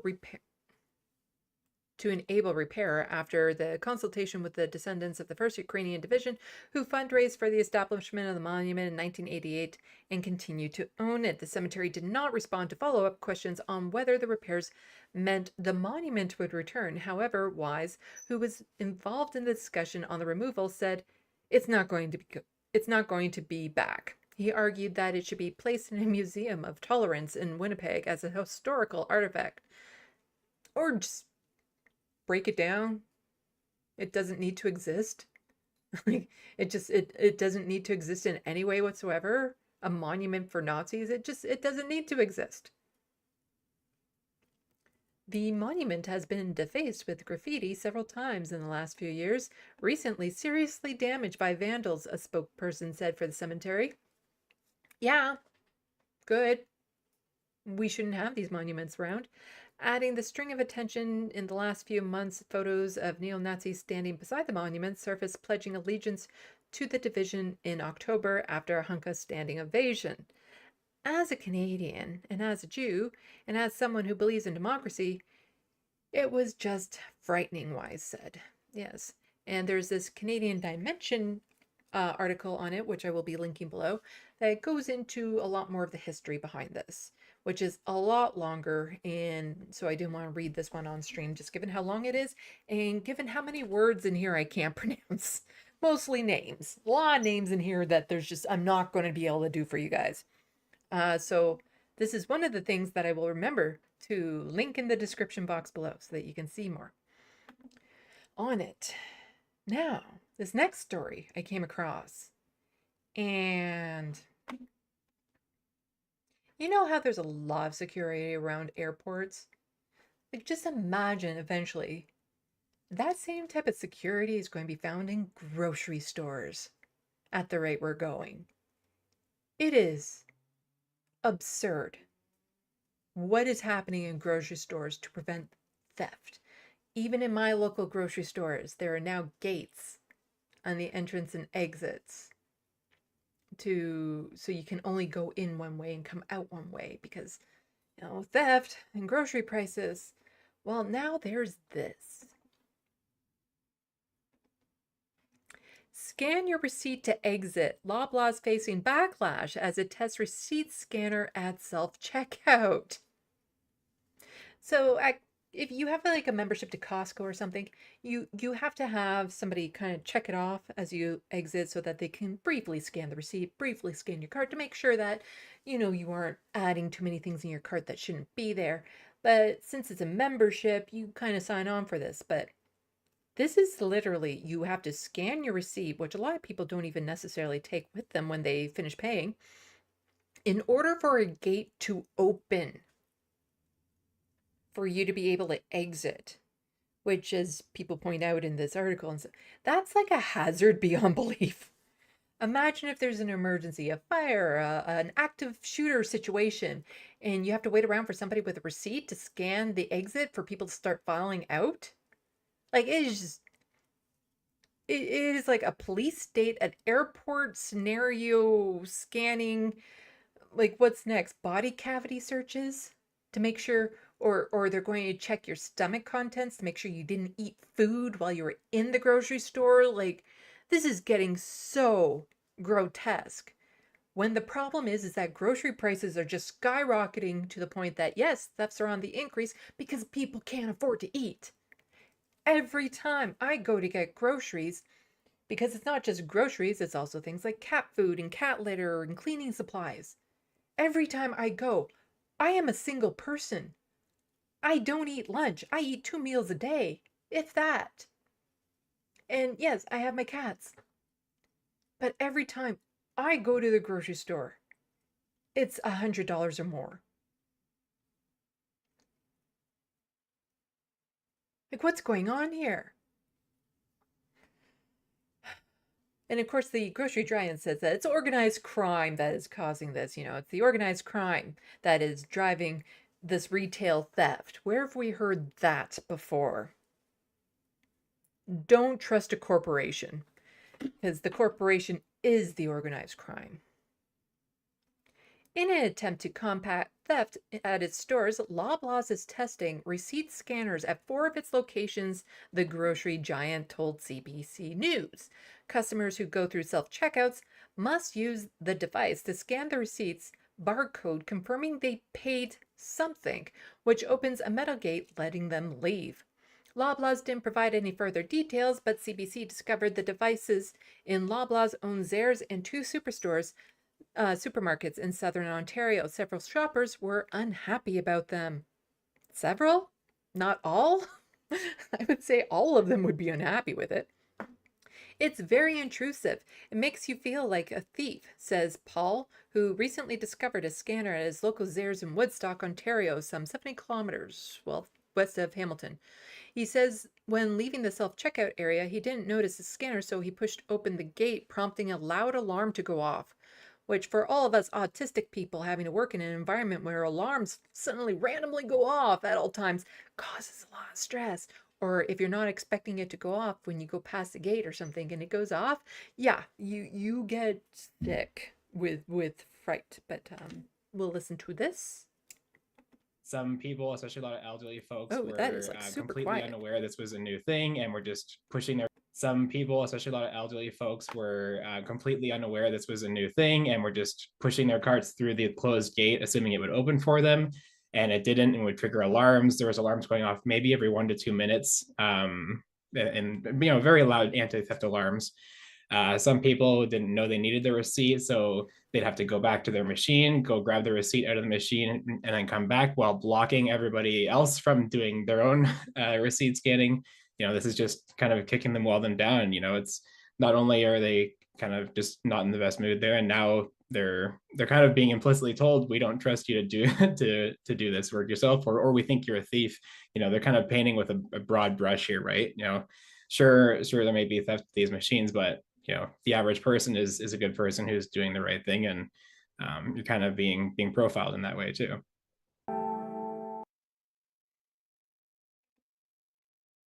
Yeah, just so I said, what the hell's going on? I paid already, said the person who was up here. What was his name? Paul said a store employee helped him scan his receipt so he could leave without setting off the alarm again. It's just not customer-friendly tactic, he said. Jonathan Hayes says he also had a bad experience with the receipt scanner at the same store. It's just introduced so much extra chaos, he said. You had some people, especially a lot of elderly folks, were completely unaware of this new thing and were just pushing their carts through the closed gate, said Hayes, who it would trigger the alarms. There were alarms going off maybe every 1 or 2 to 2 minutes. He said using the scanner delayed the time it took for shoppers to exit the stores. He was happy to see when he returned a week later that the device was out of commission, at least temporarily. Yeah, I imagine there's a lot of out of commission with, people taking something like this and maybe dumping it in a little certain area. Times are tough right now, says Hayes, referring to grocery prices, which have risen 22.5% since 2020. Wonder who the real thieves are here. according to Statistics Canada. Making shoppers use a receipt scanner is kind of just kicking them while they're down, he said. Many major retailers in Canada and the US have beefed up security to combat the theft, even as some add more self-checkout machines to stores because, customers now have to do work. We have to pay for food and give our services over to check ourselves out instead of having a cashier do it. Over the past year, the Retail Council of Canada has repeatedly said that shoplifters is on the rise, driven in part by inflation. Some studies also suggest self-checkout theft is a growing problem because customers scan their goods, sometimes far from the watchful eye of staff. I wouldn't see it if I saw, somebody maybe, if somebody misscanned something next to me and it didn't go through, or they just forgot something in the cart, I didn't see it. I did not see it. Organized retail crime across the entire industry is a serious issue and has only gotten worse, said spokesperson Catherine Thomas. She did not provide data to back up the claim. Funny that they're just going to say that it's organized retail crime, but with no evidence. And we're talking about grocery stores here. So you're telling me organized crime have infiltrated grocery stores to what? Sell food on the black market? Like, has it gotten to the point now where, organized criminals are like, we can get into the drug and weapons trade, but that's kind of risky. How about Pampers and apples? How about we go into the trade of like diapers and apples and fruits and vegetables and start, shuffling that around the black market? Let's make our empire around that. There's more money in it. Like, do they really seriously think organized crime is around theft in grocery stores? That is what they focus on? And what, you're going to steal an apple to then what? Sell it? If you're that desperate for money? Come on. Because most people who steal food from grocery stores are hungry and broke. And that's why they're stealing food from grocery stores. They have a family to feed. They need to feed themselves. And then you always see the people saying, well, they're stealing like the prime ribs or something of that sort. It's like, so is it only acceptable to steal food if it's on the expiry rack? Like, it's okay to steal food if it's the lowest quality food possible. But if you're going to risk going to jail for food, it might as well be something you're going to enjoy. I'm just saying. So this person who could not provide any evidence to back up her claim said Loblaws is exploring ways to curb the theft, including trying out receipt scanners in 4 stores. Let's make sure those scanners don't work. I'm just saying, if you're in the area, there's ways to make sure they don't work. We are working hard to balance the need for enhanced security while at the same time preserving a welcoming and convenient customer experience, said Thomas. There's nothing welcoming and convenient experience when I now have to go through metal gates in order to get into my grocery store and leave. That's not a welcoming feeling. Also, I think it's mentioned in this article, but there's the other problem, like if you go in and they don't have what you're looking for, it's a lot harder to exit these stores now if you got nothing. Like if you walked in, oh, they don't have this thing that I'm looking for, and you just try to walk out and you don't have a receipt, then how are you going to get out? Or if you're going to get stopped and all that sort of stuff. Loblaws also faced customer backlash last year when it introduced receipts checks by staff in several stores. I'd say that's just setting up a whole lot of problems. There was this tweet in relation to that. Several shoppers have complained about receipt check signs recently spotted at their Loblaw-owned grocer. The signs are now gone, but Loblaws won't say if it has abandoned receipt checks, which can be unpopular with shoppers and difficult to enforce. You're putting a lot of people in danger. A lot of angry people, a lot of desperate people. And so now you're going to have underpaid store employees stop people, which, as the article says, you can't do. Toronto-based consumer advocate Danielle says receipt scanners will inevitably generate the same response. Customers feel imprisoned enough by high prices, he said. The fact that you make regular shoppers feel like criminals, that takes it a step too far. Other major grocers have put receipt scanners in stores to combat theft. Both have also faced customer criticism. Legal issues? Last week, Marshall Irwin discovered a not yet active receipt scanner when exiting his local superstore in Georgetown, about 50 kilometers west of Toronto. He says a store manager told him he would soon be operational. Marshall says he hopes Loblaw's test run doesn't pan out, claiming the retailer doesn't have the right to prevent shoppers from leaving the store. I pay for my goods. I have a receipt, he said. You can't be detained against your will for no reason. So who is this person's name? I try to remember their first name when I know there's no chance of me remembering how to say their last name. Daniel. Daniel, who is also a business lawyer, says retailers can't enforce receipt checks unless they witness a shopper stealing or their customers have signed up for a store membership, such as Costco, where they agreed to the checks. He also said retailers can't prevent shoppers from leaving the store unless they have evidence of wrongdoing. If they're shopping and you feel like you don't have the ability to leave and there's no basis for them to detain you, that qualifies as false imprisonment, he says. So just thinking now that if they don't let you leave the stores because you don't have your receipt or something, that is now false imprisonment in a grocery store because they're afraid you've stolen some baby food. CBC News asked Loblaws what happens to shoppers who refuse to scan the receipt. The retailer did not respond. I think there's just going to be a lot of people who won't be bothered and end up going through those alarms to the point that it drives everyone crazy enough that they're going to take them out. Because then what, are you going to stop everyone who's already pissed off that they had to do that to confirm they have that receipt? Marshall suggests that if Loblaws wants to reduce self-checkout theft, it should open more cashier lanes. Actually pay people. Bring back the cashiers. They're our first line of loss prevention, he said. Just ridiculous. And where's the help for the average person trying to combat these high grocery prices? Like, where's the government actually doing something? Like, this is criminal what these grocery store chains are getting away with. The fact that they have a monopoly, the fact that they are the organized criminal networks that, are artificially increasing the cost of things we need to survive. Some stores are the only convenience stores for people to go to based on location and accessibility. So they can't just necessarily go to a no frills that is, further away. Not to mention we shouldn't have to.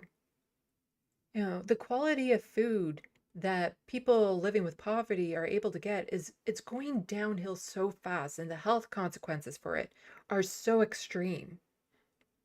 It is just, and to be denied just even a simple luxury of a bag of chocolate or something because you can't afford it. Like, all the little pleasantries in life are just being stripped away, and the corporations and the government are demanding that we do more with less all of the time. And we're going to reach a breaking point, and I'm surprised we haven't reached it already.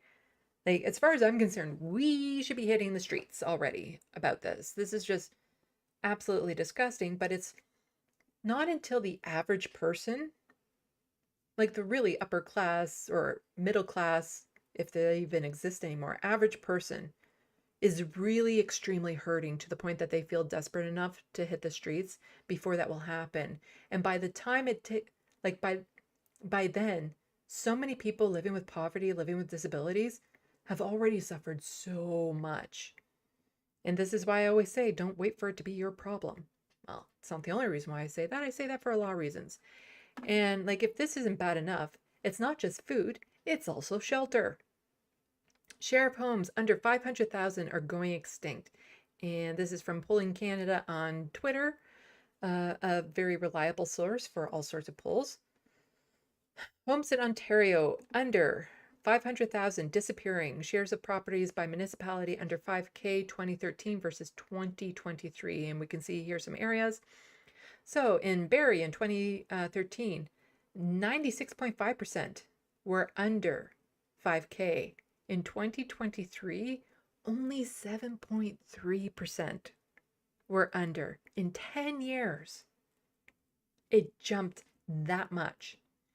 Belleville in 2013, 99.3, it's now 52.2.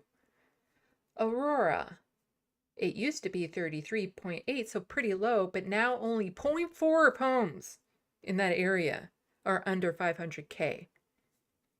Ajax, wow, that is a massive jump.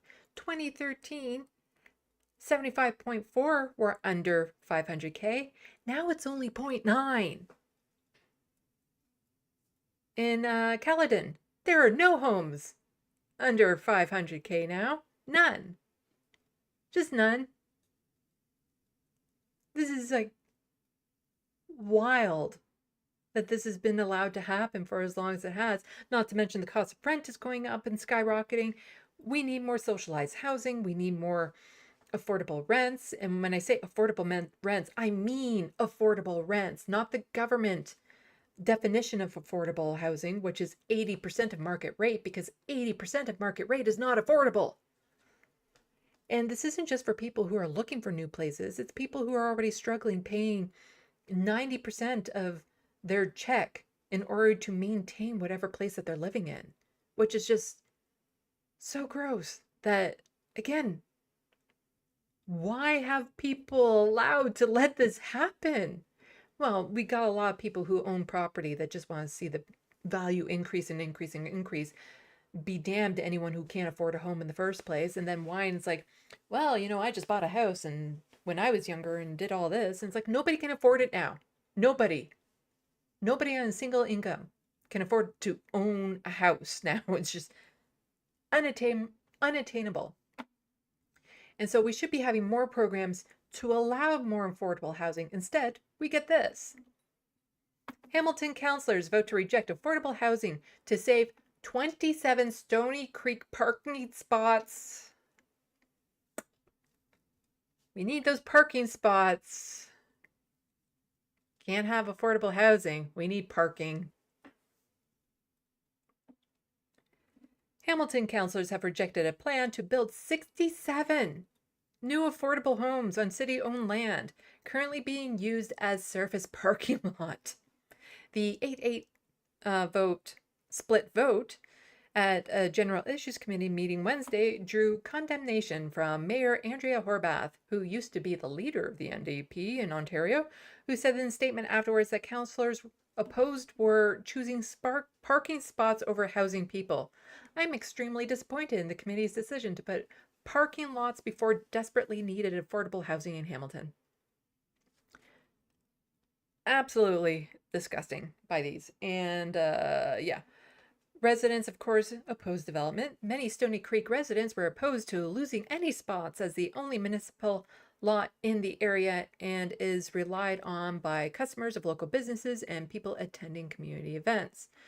A petition submitted to the committee had over 1,000 signatures in several business groups, and residents spoke as delegates. Well, you see, we need better transit and less need for parking if we have more reliable transit into areas where there's the whole idea of accessible cities. If we have more of that, because putting parking spots for 27 over 67 affordable units because you're worried that those 27 spots aren't filled with customers for your store. Wow.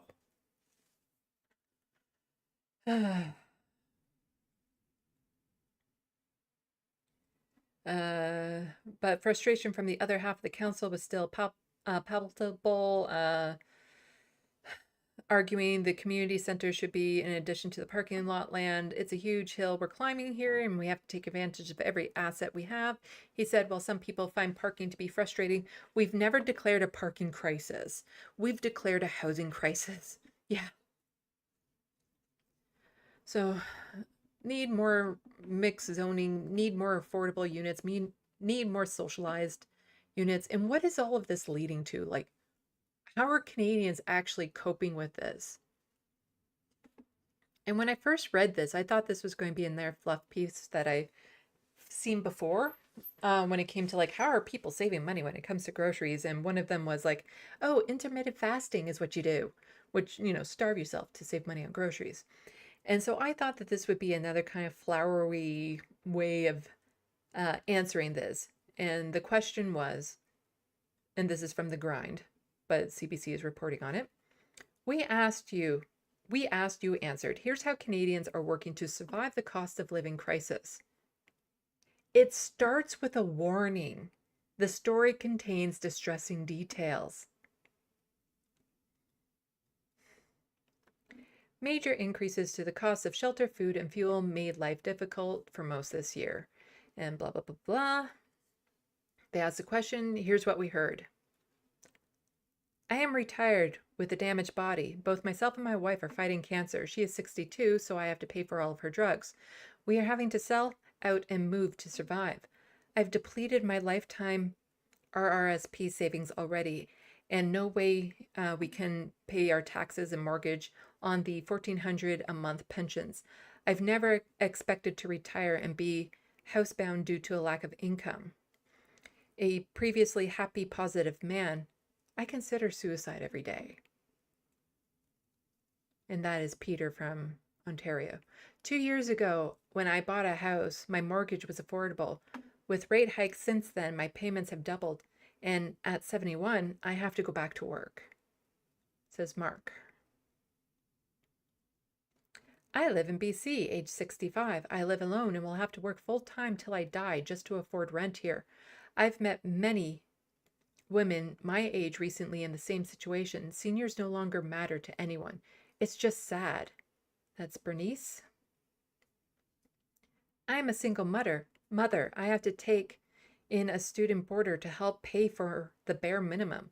I have a full-time job in a respectable field. I am struggling to live in my own country. Food costs, gas, taxes, insurance, clothing, bare essentials, anxiety, depression are on the rise at an alarming rate.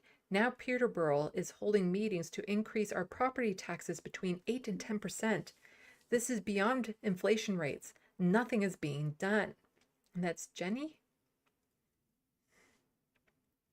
I'm a single parent of 2 school-aged children. I was laid off from a high-paying job in the fall of 2021. I enjoyed a modest but comfortable life with newer car and small home with a modest mortgage prior to that. I am now working 2 jobs and still only making 50% of what I was making prior to 2021. I had to file a consumer proposal and been forced to take money out of my RRSP and RESP. I can't keep up with regular bills. I continue to fall behind financially with rising costs. I'm stressed. Shiloh. More and more and more stories like this. Single people, single parents, seniors. Paycheck to paycheck, not enough to cover necessities, having to sacrifice things that they need, worried that they're going to be unhoused. And some of these people are working, worried that they're never going to be able to retire and enjoy their life. What are we doing in this country? It shouldn't be like this. It shouldn't be like this for anyone. And yet you have people like Ben Shapiro saying, oh, the retirement rate should be raised in the States because, you know, people are living longer. What is the point of living longer if there's no quality to that life? Our lives shouldn't be dictated by working every single day in order to, you know, afford the bare necessities. This is our life to live. We should be enjoying it, exploring what we have to offer to the world, what we can do, what we can grow, having joy, learning who our family is, like getting to know them as we raise them. Having friends, you know, leaving behind something meaningful. Not working until you die for a corporation that doesn't give a damn about you.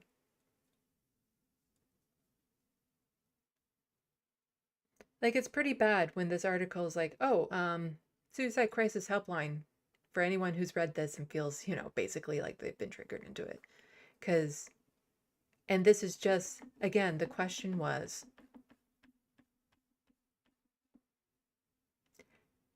how Canadians are working to survive the cost of living crisis.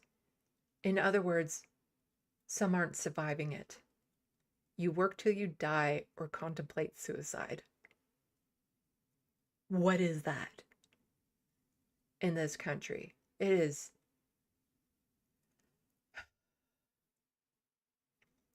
And then it just leads to things like this. Advocacy group concerned pay for plasma clinics expanding to Ontario. Voluntary donations. Yes, we can now potentially get money for donating plasma. Let's just sell off our bodily fluids. Soon it'll be kidneys. Who knows? A group that advocates for voluntary blood supplies concerned clinics that pay people to donate plasma are expanding into Ontario over the next year through partnership between Canadian Blood Services and a private Spanish company. 3 clinics in total in Whitby, Hamilton, and Cambridge are set to open between 2024 and 2025, with 2 more being planned for yet to be determined locations. And I'd be lying if I'm not looking at this thinking it's something that I might do.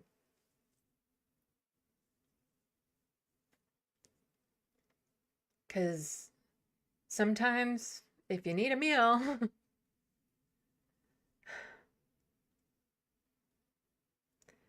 the plan builds on a 15-year agreement signed in 2022 between Canadian Blood Services, CBS, and private pharmaceutical company Grifols to boost the national blood plasma supply. Bloodwatch, a nonprofit organization that advocates for a safe and voluntary donation system, said pay-for-plasma clinics are a dangerous field. We have to become more self-sufficient, and there's no reason Canadian Blood Services can't open additional plasma sites in order to collect that plasma, Executive Director Kat told CBC News. Yeah. And just more about it. How there is a law preventing paid blood plasma, but there's an exemption, a loophole, which, corporations take advantage of course. This just takes advantage of vulnerable people who are desperate for money. Maybe that they didn't want to, maybe this is, it's exploiting people's desperation in order to give plasma. Like, there's other ways to encourage people to donate blood and plasma. But when you're offering money for it, you're not encouraging, you're coercing. Just absolutely horrific. Okay, let's get into... There's a strike going on right now in Ontario, York University. Which people should know about. So this is CUPE 3903. Members are fighting for proposals that will help better the quality and accessibility of education at York University for graduates and undergraduate students alike. Here's what we love to do. And was this too loud? We'll find out. I love teaching so much. I mean, I think it's the reason many of us are still here despite the wages being unlivable. It's because we love what we do. There's no better feeling than watching someone learn something new or come to a realization. Like getting the opportunity to provide a space for people to think critically about themselves and their world, giving them an opportunity to ask questions that they aren't encouraged to ask anywhere else. Those are things that are incredibly valuable, and I think it's why all of us do what we do, because we love it, and we'd love to get paid for it too.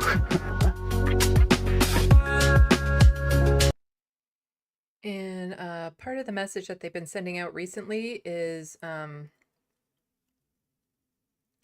do not cross the picket line in support of workers, because a way around it that some people are trying to do is by moving courses online.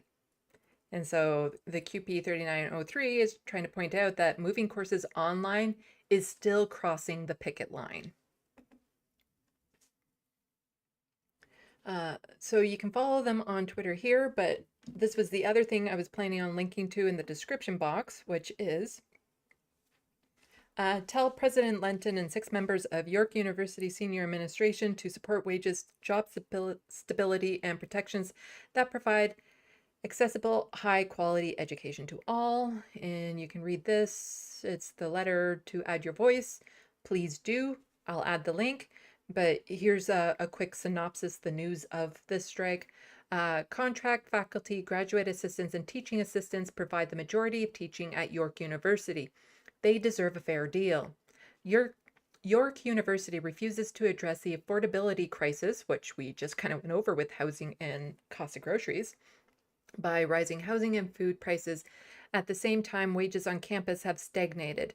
More and more academic staff are living further from campus and being forced to work other jobs to make ends meet. York University is in Toronto, so cost of living there is astronomical. How are you supposed to have people work at a university if they have to live hours of transportation away from it in order to find somewhere affordable to live? Because nothing close by would be affordable. But there's a reason why it's even more stressing for them, as we'll see in this next little paragraph here. That has a very direct impact on the quality of education provided by the university to graduate and undergraduate students alike. Who can afford to work at York while everything from rent to medicine skyrocketed? Yes, medicine in Canada is also skyrocketing because, medication not covered under our universal health care. Wages for academic workers were capped at 1%. Meanwhile, York University gave senior administrators an average increase of 20%. 1% for a certain class of workers, 20% for another class of workers. Funny how that always pans out.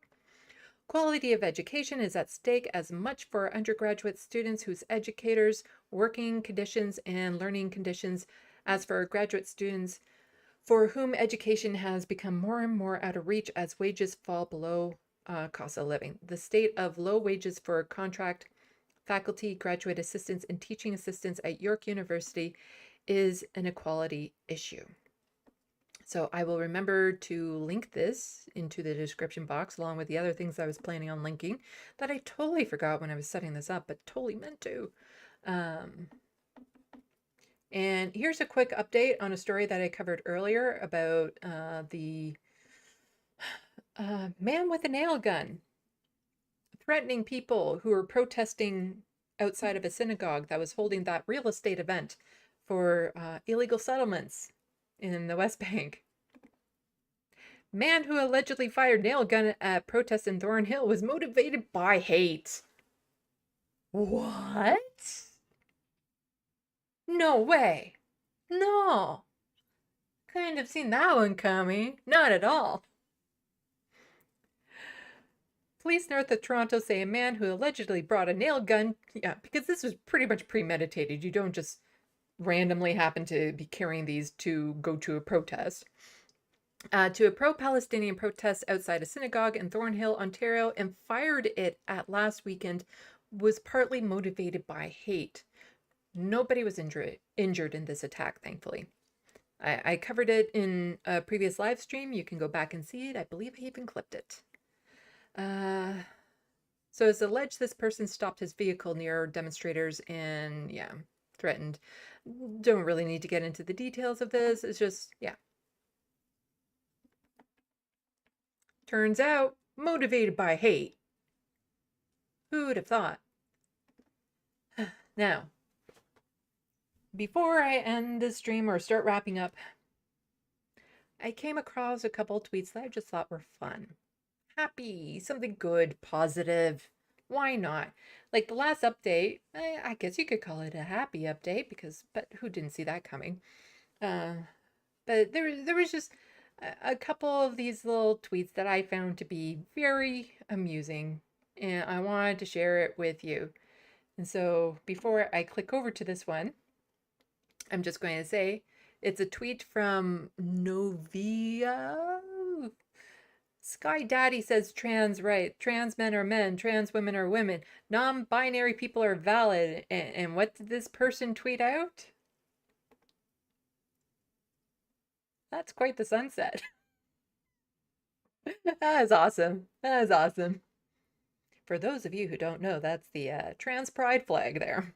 The blue, pink, white, pink, blue. That is awesome. I love this picture so hard. Yeah, Sky Daddy says trans rights and all that sort of stuff. Beautiful, beautiful picture. Several people in the comments section saying that they're stealing it for wallpaper and stuff. Go for it. Go for it. It's a gorgeous picture. Now this next tweet. There is just something about this tweet that I have a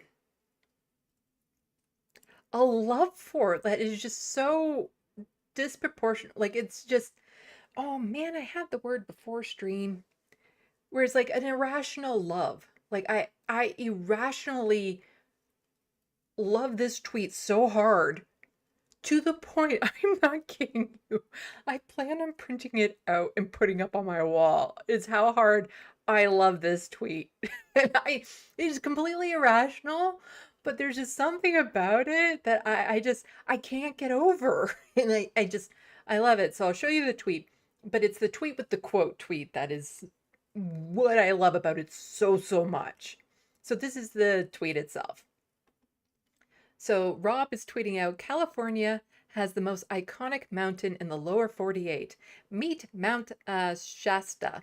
14K of pure glory. And that's a very nice picture there. But it's this. From Mount St. Helens Twitter account. Looks like a little bitch to me. And I just love that so much.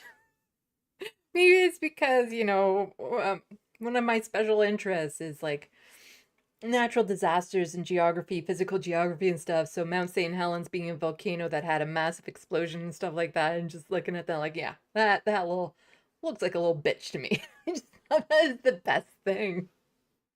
To the point, like I'm literally going to be printing this off. But apparently Rob knew. He says somewhere down here that he's worried when the Mount St. Helens account finds this. But I just love this. I love this so much. I love this. Looks like a little bitch to me. Oh, it's just a complete irrational love for this tweet. I wish I could love it, like hit the love button another 350k times. I just love it so much.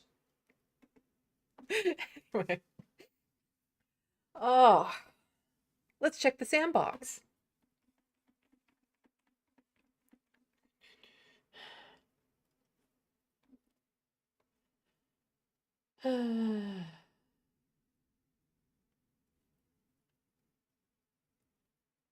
So as always, when I go to the sandbox, I'm looking for comments that aren't part of an ongoing discussion, which I encourage in the sandbox, and one where I also know the context. So it sometimes takes me a little bit to find a comment to read. If you really want to get my attention, you know, there's always a super chat. I'm just saying.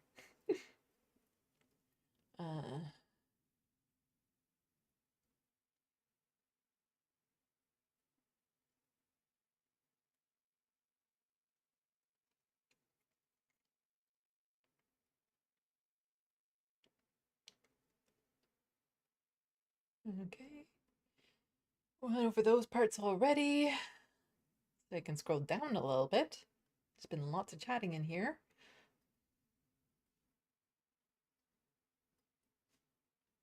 Angela W saying, haha, has now. Also, I didn't think Sam looked that bored, but I was really speaking to Canadian listeners. Yeah, I don't think Sam is bored when Canadians call in. He has been getting a lot of them recently. And I don't think it's so much him, but there are often people in the chat who'll be like peeved that there's so many Canadians calling in. It's like, oh, why do we need to hear that? And blah, blah, blah. And I like to push back on that because it's important how entwined our two countries are culturally, economically, that, you know, as much as Americans don't think they need to pay attention to what's happening up here, they need to. And Canadians are already paying attention to what's happening down there. So I do think Sam does appreciate from time to time when people internationally call in to give updates of what's happening wherever they are because they don't have the resources or the spoons to cover everything. But if it was up to Sam, he'd be covering Social Security every day.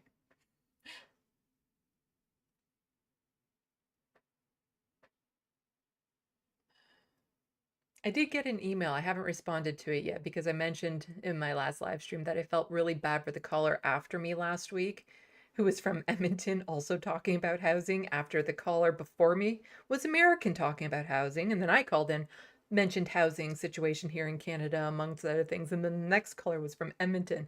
And that person actually emailed me. Friendly. And I haven't gotten back to it because ADHD. I read it. I plan on getting back to it.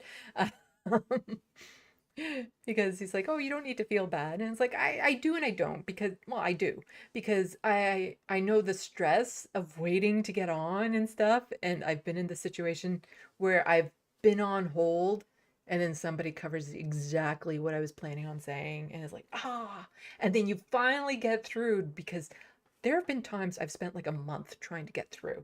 And then you finally get through only for them to be like, oh, okay, we just covered this like 3 times. Ah.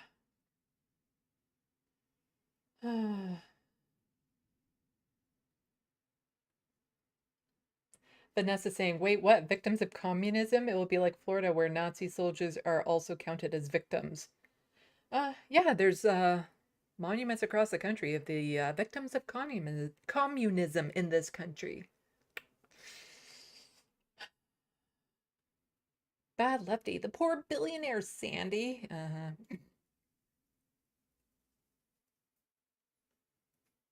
Won't anyone think of the billionaires? Yes.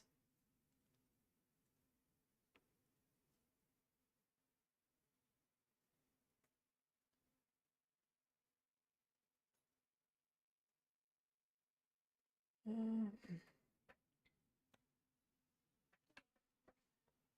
see here.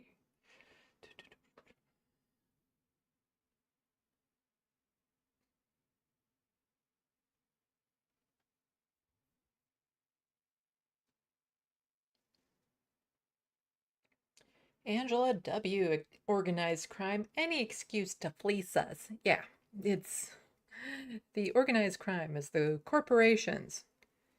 Because it really is sick. Like Galen Weston saying, oh, yeah, it's the organized crime causing us to have to install like security measures. And soon there's going to be body scanners and all this sort of stuff at grocery stores to make sure we're not stealing food because God forbid we eat. And they're the criminals. Like there was that price fixing issue that they did, but all the inflation, it's been proven it wasn't just the cost of the supply chain going up, that they're doing this purposely. And then it's like, well, what do? You start shopping at the the no frills type stores, the Value Mart type stores. It's the same company that owns the higher end as the lower end. So they're still making money from the same people. And it's just so frustrating that there's no options for a lot of people to not participate in the system that is holding us down. Because I've heard it so many times, oh, you shouldn't be shopping at Walmart or you shouldn't be using Amazon and blah, blah, blah. And it's like, okay, great, but I don't have a choice often because they're the only things that I can afford. You know, like I have an Amazon wish list, link in the description box below, which I wish I didn't have to have, but there's supplies on there for my studio that I can't afford, for my art, for my cats, just to help me out or to make me smile. Like there's all sorts of things on my list, things that I can't just go out and get. I wish there was another way that was easy and convenient for people to help me out with this, but there isn't. You know, Walmart has a lot of what I need at a price that is still manageable at times. But like, we are forced to live within the system that is holding us down. And it takes people who have more money, more means, more privilege to start pushing back. And unfortunately, like I've said before, they're not going to until it's really affecting them. And by that time, it's already too late for a lot of us. It's just, but these grocery store chains need to be demonopolized. That's a word, sure. Like, all these grocery store chains need to be broken up, no more monopolies the way that they have it. It's the same like our telecom industries. We have Bell and Rogers, take your pick. They both rip us off the same way. It's just, you can't escape one without the other. And then we have so many people reliant on one or the other that when there was a outage with Rogers, half the retail stores needed to close down because internet was done through them. And it's just, we need more options. It's like the whole capitalist thing, even like of more competition, but we don't have that. Zero PE rightfully points out that wage theft is a much bigger problem than any theft from the grocery stores. Yes.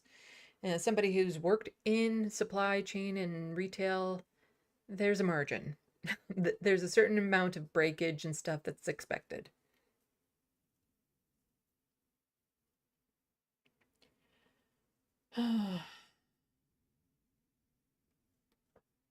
Soul Life says the trick at Walmart for the self-checkout is to scan it and then put it where your bags are, but not in the bags until after you pay. It's a weight in the bags, throw it off.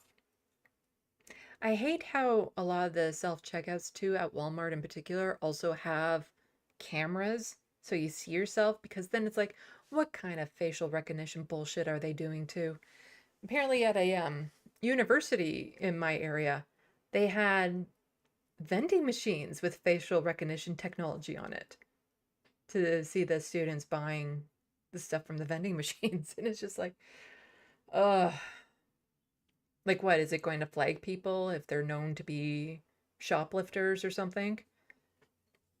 So that they can go back and say, oh, you missed paying for, that bag of carrots. Oh no. Yeah, it's a scale, not weight. It's not measuring everything you put onto it. Yeah, there are ways, like, it is easier to steal. Well, it's not like it was difficult to steal from regular checkouts either. Because there were times I've accidentally, and I do mean this quite seriously, accidentally went through and realized when I got to my car that there was something in my cart I didn't pay for because it was hidden by my purse, or it wasn't scanned through properly or something like that. And then there's always people who will purposely leave something on the bottom rack. And then if the cashier doesn't catch it, well, then the cashier doesn't catch it. But unfortunately, a lot of the times the people who get punished for that sort of thing are just the store level employees who are having their wages robbed from them by their employers and who are just struggling to get by themselves. So that's why I don't intentionally do it. But at the same time, if I see somebody doing it, no, I didn't. I don't care what they're stealing from the grocery store. I don't care what kind of high-end meat or chocolate or unnecessity they're getting from the grocery store. I didn't see it.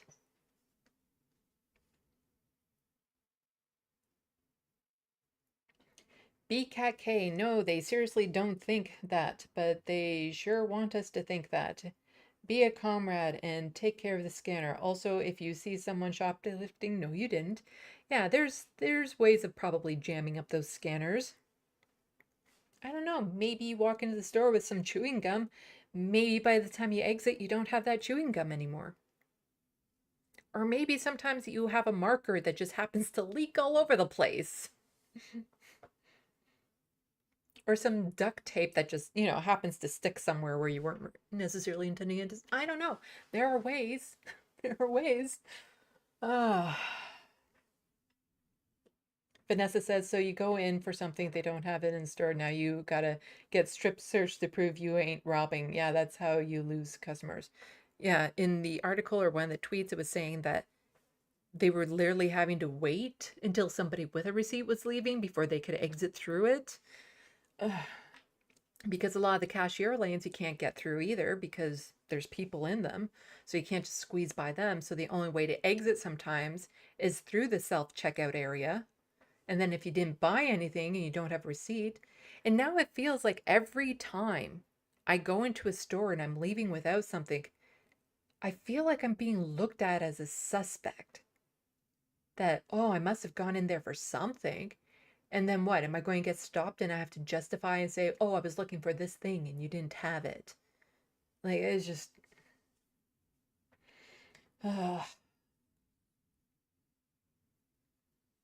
Zero PE, good clothing and shelter. I think you mean food, but good food, clothing, and shelter are a human right as far as I'm concerned and should be free anyways. Yes, everything we need to survive and thrive should be supplied by the government. Yeah, zero PEs, that means food. Germ says, people have always stolen shit from stores and people will always will. It's figured into the price they charge anyway, and that's all 100% covered by insurance with tax breaks, and they can end up making money. I mentioned that earlier too, as somebody who's worked in supply chain and retail. I know that.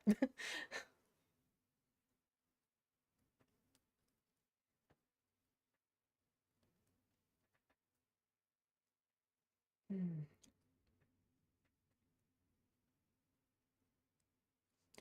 Soul Life, I have to go 20 minutes in the opposite direction of work or home for a grocery store, but past two Dollar Generals on my way to work, which just, uh, I think you mean steals from the poor. Yeah. Jeff Wiggins did a really good video about dollar stores. Go to his YouTube channel, We Gonna Be Alright, and check it out. As Jeff Wiggins on YouTube, We Gonna Be Alright is his YouTube channel. And really good video about dollar stores on there.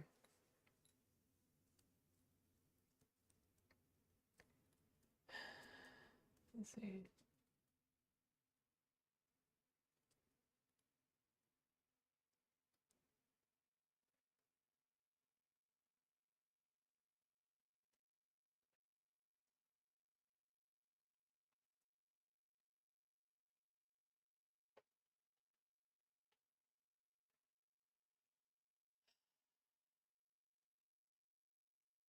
Uh,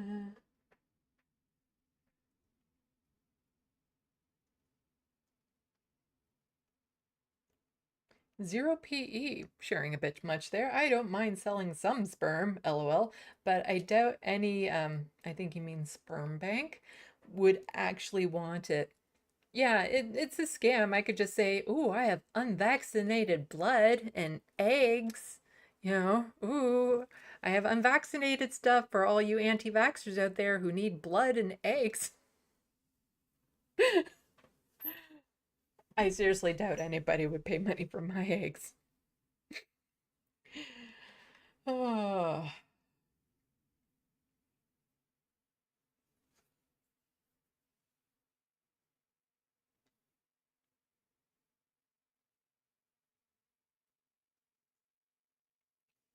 John Johnson, I watched Bernie talking about Anna Kasparian. Oh, not Bernie. Benny talking about Anna Kasparian yesterday. My take on the whole issue is in the big family of the left, it's two sisters talking about which of the faucets should the toothbrush be kept. It's a little bit more than that. It's the way that Anna and Jank are going in certain directions with certain subjects, not all subjects, is actually harmful to a lot of the trans and queer community. And not only that, just Anna's takes on policing and criminal and all that sort of stuff. It's actually harmful. But I would never say she's a right winger, although some of her takes are more right wingy. Yeah, there's a lot there. And it's more than just, leftist infighting, which I always try to explain when I do videos about this, but still people will just say, you're just leftist infighting, blah, blah, blah, purity testing, blah, blah, blah. It's like, no, I let a lot of leftists get away with a lot. But when it starts to actively harm different communities, gotta call it out. But, they're both Jenks and Anna's takes on what's happening in Gaza and Israel, from anything I've seen online, have been really good. So there's that. But when it comes to trans and queer issues and policing and housing, really bad. Really, really bad. Sassy Sasseri. Did you all hear about the school district that had to create company housing for the teachers because they can't afford to live in the town? I've heard something about that, and that is just so wrong, because then there's talk of some things like that happening in certain parts of Canada too, I believe, because then not only is your income, and quite often healthcare and stuff like that, tied to your employment, so too now is your shelter. So if you lose your job there or something, you lose your home too.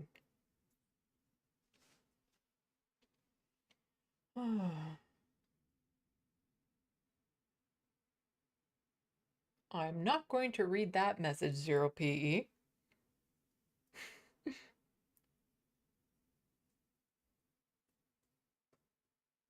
Bad Lefty. Chad, do you ever get the feeling Sandy is skeptical and maybe being sarcastic?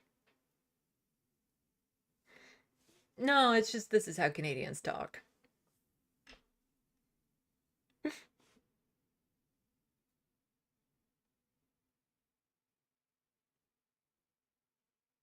Vanessa says, it seems like Cuba has the answer to nationalize food companies and expropriate land for community farms, but capitalists lose.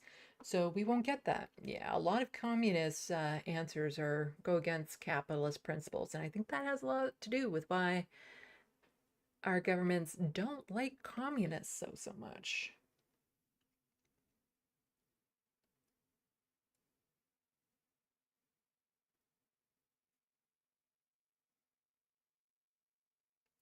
Soul Life, when I was laid off in 2009 due to the financial crisis, the Walmart hot food kept me alive. I'd get it, pretend like I paid, and eat it in the Subway store by exit, and Wawa hoagies the same way. Yeah, there's people who get the hot food in the stores, but then by the time they exit, no longer have it. If that's what you need to do to survive. It's not unethical that you have to steal food to survive. It's unethical that we live in countries that give us no other option.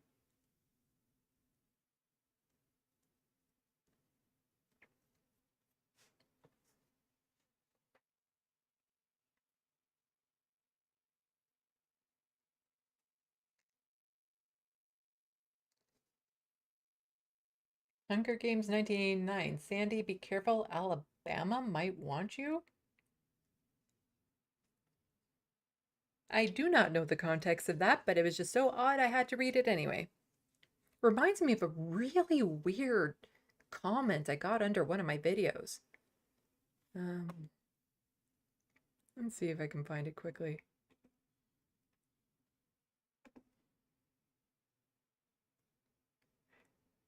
It was under one of my videos, and it basically said, sorry about your missing cat, but please delete this video.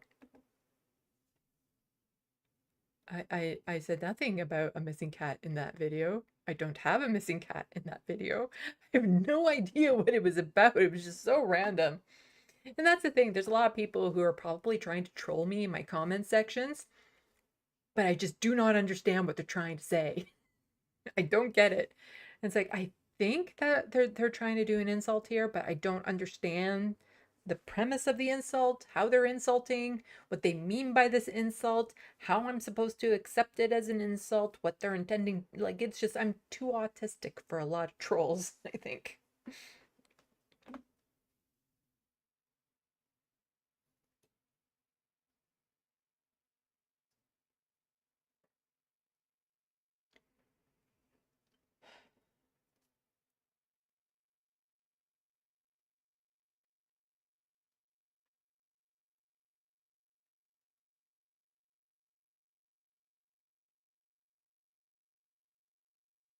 Vanessa says you want to put the leftist infighting into perspective. Think about it as the Dem party being criticized from the left for the position on Gaza. Same thing with leftists criticizing TYT. Yeah, and I've mentioned that sort of thing before, where there's a difference between, you know, reactionary leftists and people just wanting to get clicks versus, no, we're actually calling out an issue. It's kind of like when a child reports the abuse at home and then family members blame that child for breaking up the family. Because if the child had just stayed quiet, then the family would stay together or something like that. Like, it really is a lot of people attacking some people on the left for just speaking out against the harm they see being caused.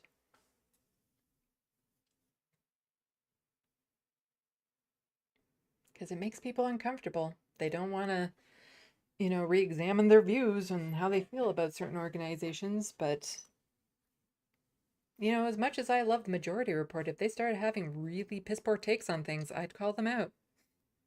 I'm not, you know, I don't have a loyalty to people. I have a loyalty to ideas and values and things of that sort. And as long as the Majority Report espouses those, I'm happy with them. But I'm not afraid to call them out on certain stuff. Like, you know, one of their regular Friday Fun Day guests, Julie Gold. When I found out that she was on a comedy tour for the Friends of the IDF, I called that shit out because that is not cool. And so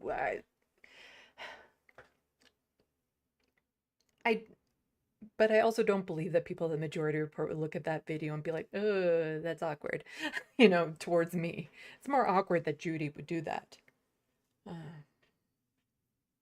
Zero PE, some people aren't actually leftists, but get lumped into the left because so many people don't truly understand politics and lack political education. Yeah, because one thing that always gets me is how often Jake and Anna refers to the radical left, and yet they've never defined that. Is it just anyone who's more left than them? And what does that mean? And I always get frustrated and annoyed when I'm lumped in with like reactionary leftists.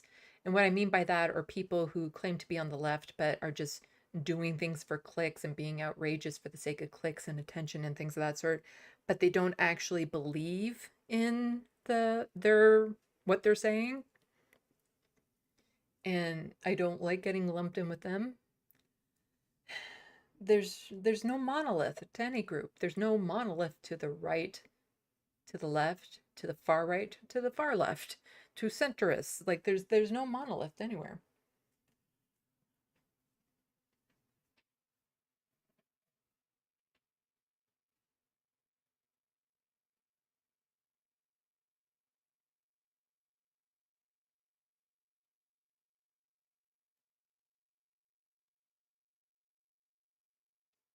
Bad Lefty says, imagine if the U.S. empire wasn't choking Cuba. Probably be much better off.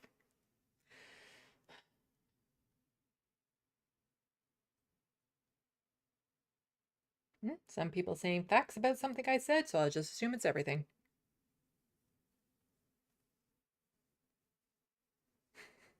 Hunger Games seems to find it amusing that I was talking about my eggs.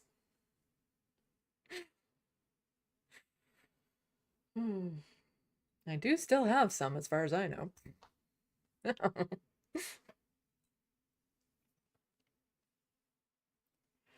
Oh. Oh, there's that really horrible reply to a pickup line or something like that. The pickup line is the guy saying, "Oh, how do you like your eggs in the morning?" And the woman saying, "I'm fertilized."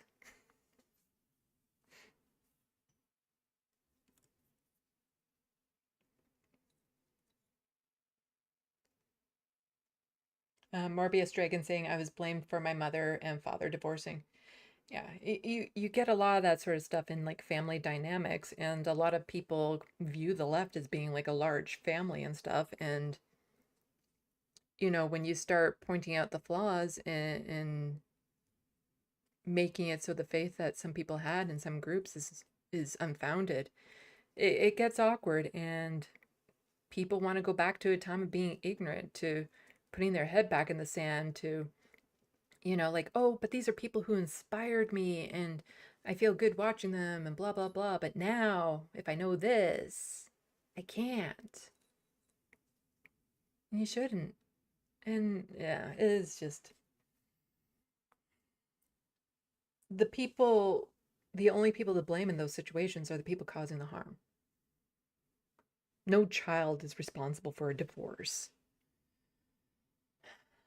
That is solely on the parents. And sometimes a divorce is the best thing.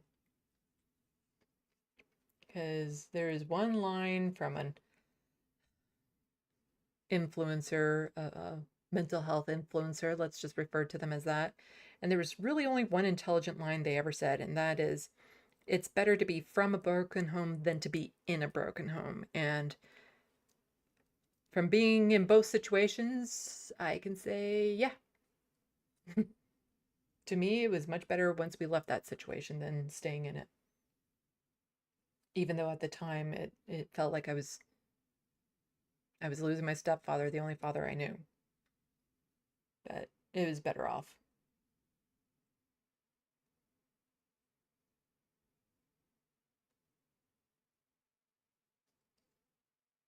Vanessa saying, reactionary leftists, again, being charitable, these leftists could be people who are thoroughly fucked up by capitalism, as we all are, and turn to leftism, but they hate the SJW stuff. Yeah. There's all sorts of people within the left. But it is a matter of what is the SJW stuff, though. Because the term of birthing people, you know, referring to somebody like me who is assigned female at birth, but I am not a woman, you know, oh, well, that language is just part of this social justice warrior stuff. It's just, you know, it doesn't mean anything and stuff. And it's like, well, it means something to me. Oh.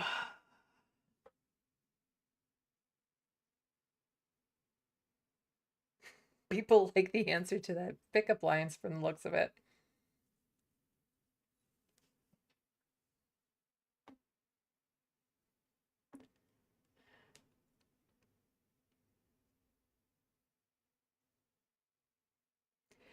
Okay. I think that's it. I'm done. I'm done. Oh. I wasn't planning on staying on this long. I always say that. Going on to like 3 hours almost.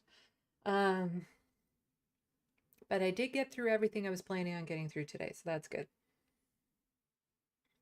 So like I said at the beginning of the stream, if there's anyone who knows of clips of Anna specifically on TYT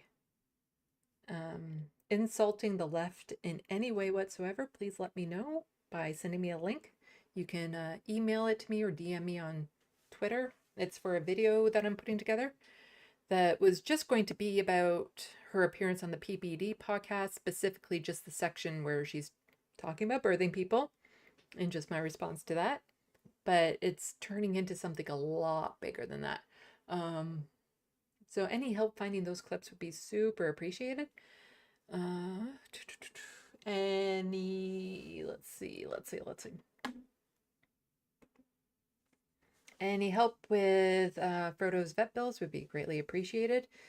I almost have them completely paid off, the original ones, but it's going to be ongoing with anti-nausea medication for his kidney disease and powder, a special powder to put on his food, special food. I'm just trying to keep him as healthy as he can be for as long as he can be, but I know his time is coming up soon, and it breaks my heart, but I appreciate every day I have with him, and I see him with his brothers, and they're playing, and he doesn't feel alone, and I still get my bedtime snuggles with him, and it means the world to me. He's over 16 now, and other than a week here or there, he's been in my life every day. And yeah, he just means the world to me.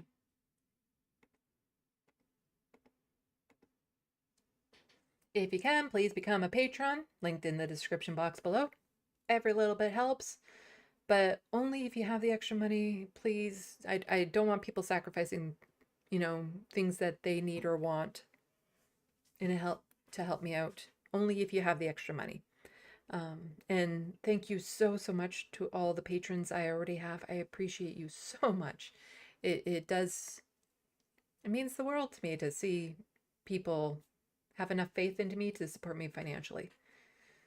And more financial support helps lessen my stress, and lessening my stress would help with me making more content, which, yeah, I wish it wasn't that way, but ADHD, autism, depression, all that souped up together. The more stable I feel financially, the easier it is for me to make videos. You can find me on the Hostile Fart Sauna. That is Twitter. I'm still on there all the freaking time. I browse on the other ones. You can check out my art below, SandeeLovas.com, to see my I still need to update it with my latest creations, and I need to get working on some more art, because I worry that I'm going to lose my ability to do art, just physical issues or something, and it terrifies me. So now that I've rediscovered that ability, so I want to get to doing more art before I lose that ability by just getting old. Like I said, I also have a Amazon wish list linked in the description box below. It has things on there to help with my studio, to help with my art supplies, to help with my cats, to just help make me smile. Lots of chocolate on there right now. Lots and lots of chocolate. Easter, my favorite candy holiday. There's just so much that comes out around Easter and only Easter that I absolutely love. The Cadbury mini eggs. Those a lot.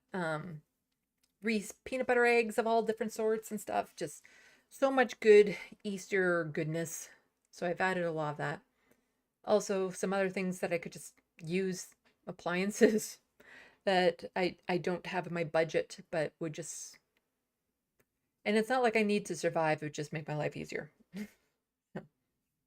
Oh, thank you so much, Soul Life, for the $5 sticker saying keep it up. I really appreciate it. Little workout pair. And Kelly saying that they're afraid of Twitter. Yeah, I don't blame you. My experience on there isn't too bad, but I've cultivated a certain little filter on there, a bubble. So I don't get harassed on there. I don't see a lot of the most horrendous things unless I go looking for them. And that's still where I get the bulk of my media for my live streams. Just stories to go to, things of that sort. Yeah.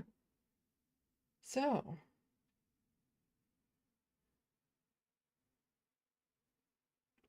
Bad Lefty, make sure that Dan drawing is there. It will get there. I haven't even had that one scanned yet.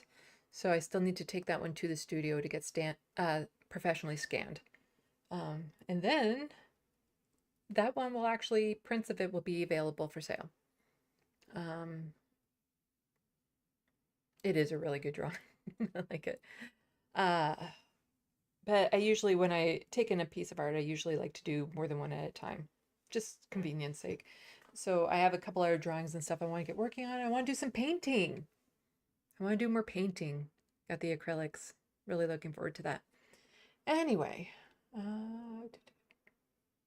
thank you so much for everyone coming out. Thank you so much to the mods for keeping the sandbox clean. I really appreciate it. And I always get distracted by chat.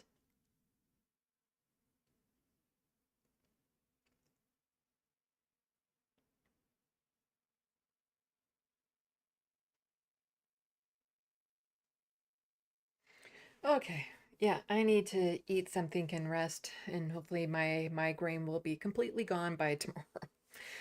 It's usually a couple-day battle, so we'll see how it is. I should be doing a live stream Friday. If not, I'll let people know in the community notes and tweet and blue sky it out. So until then, salut, à la prochaine. Thank you for watching and stay tuned. I'm Sandy, wishing your tomorrow is better than your today.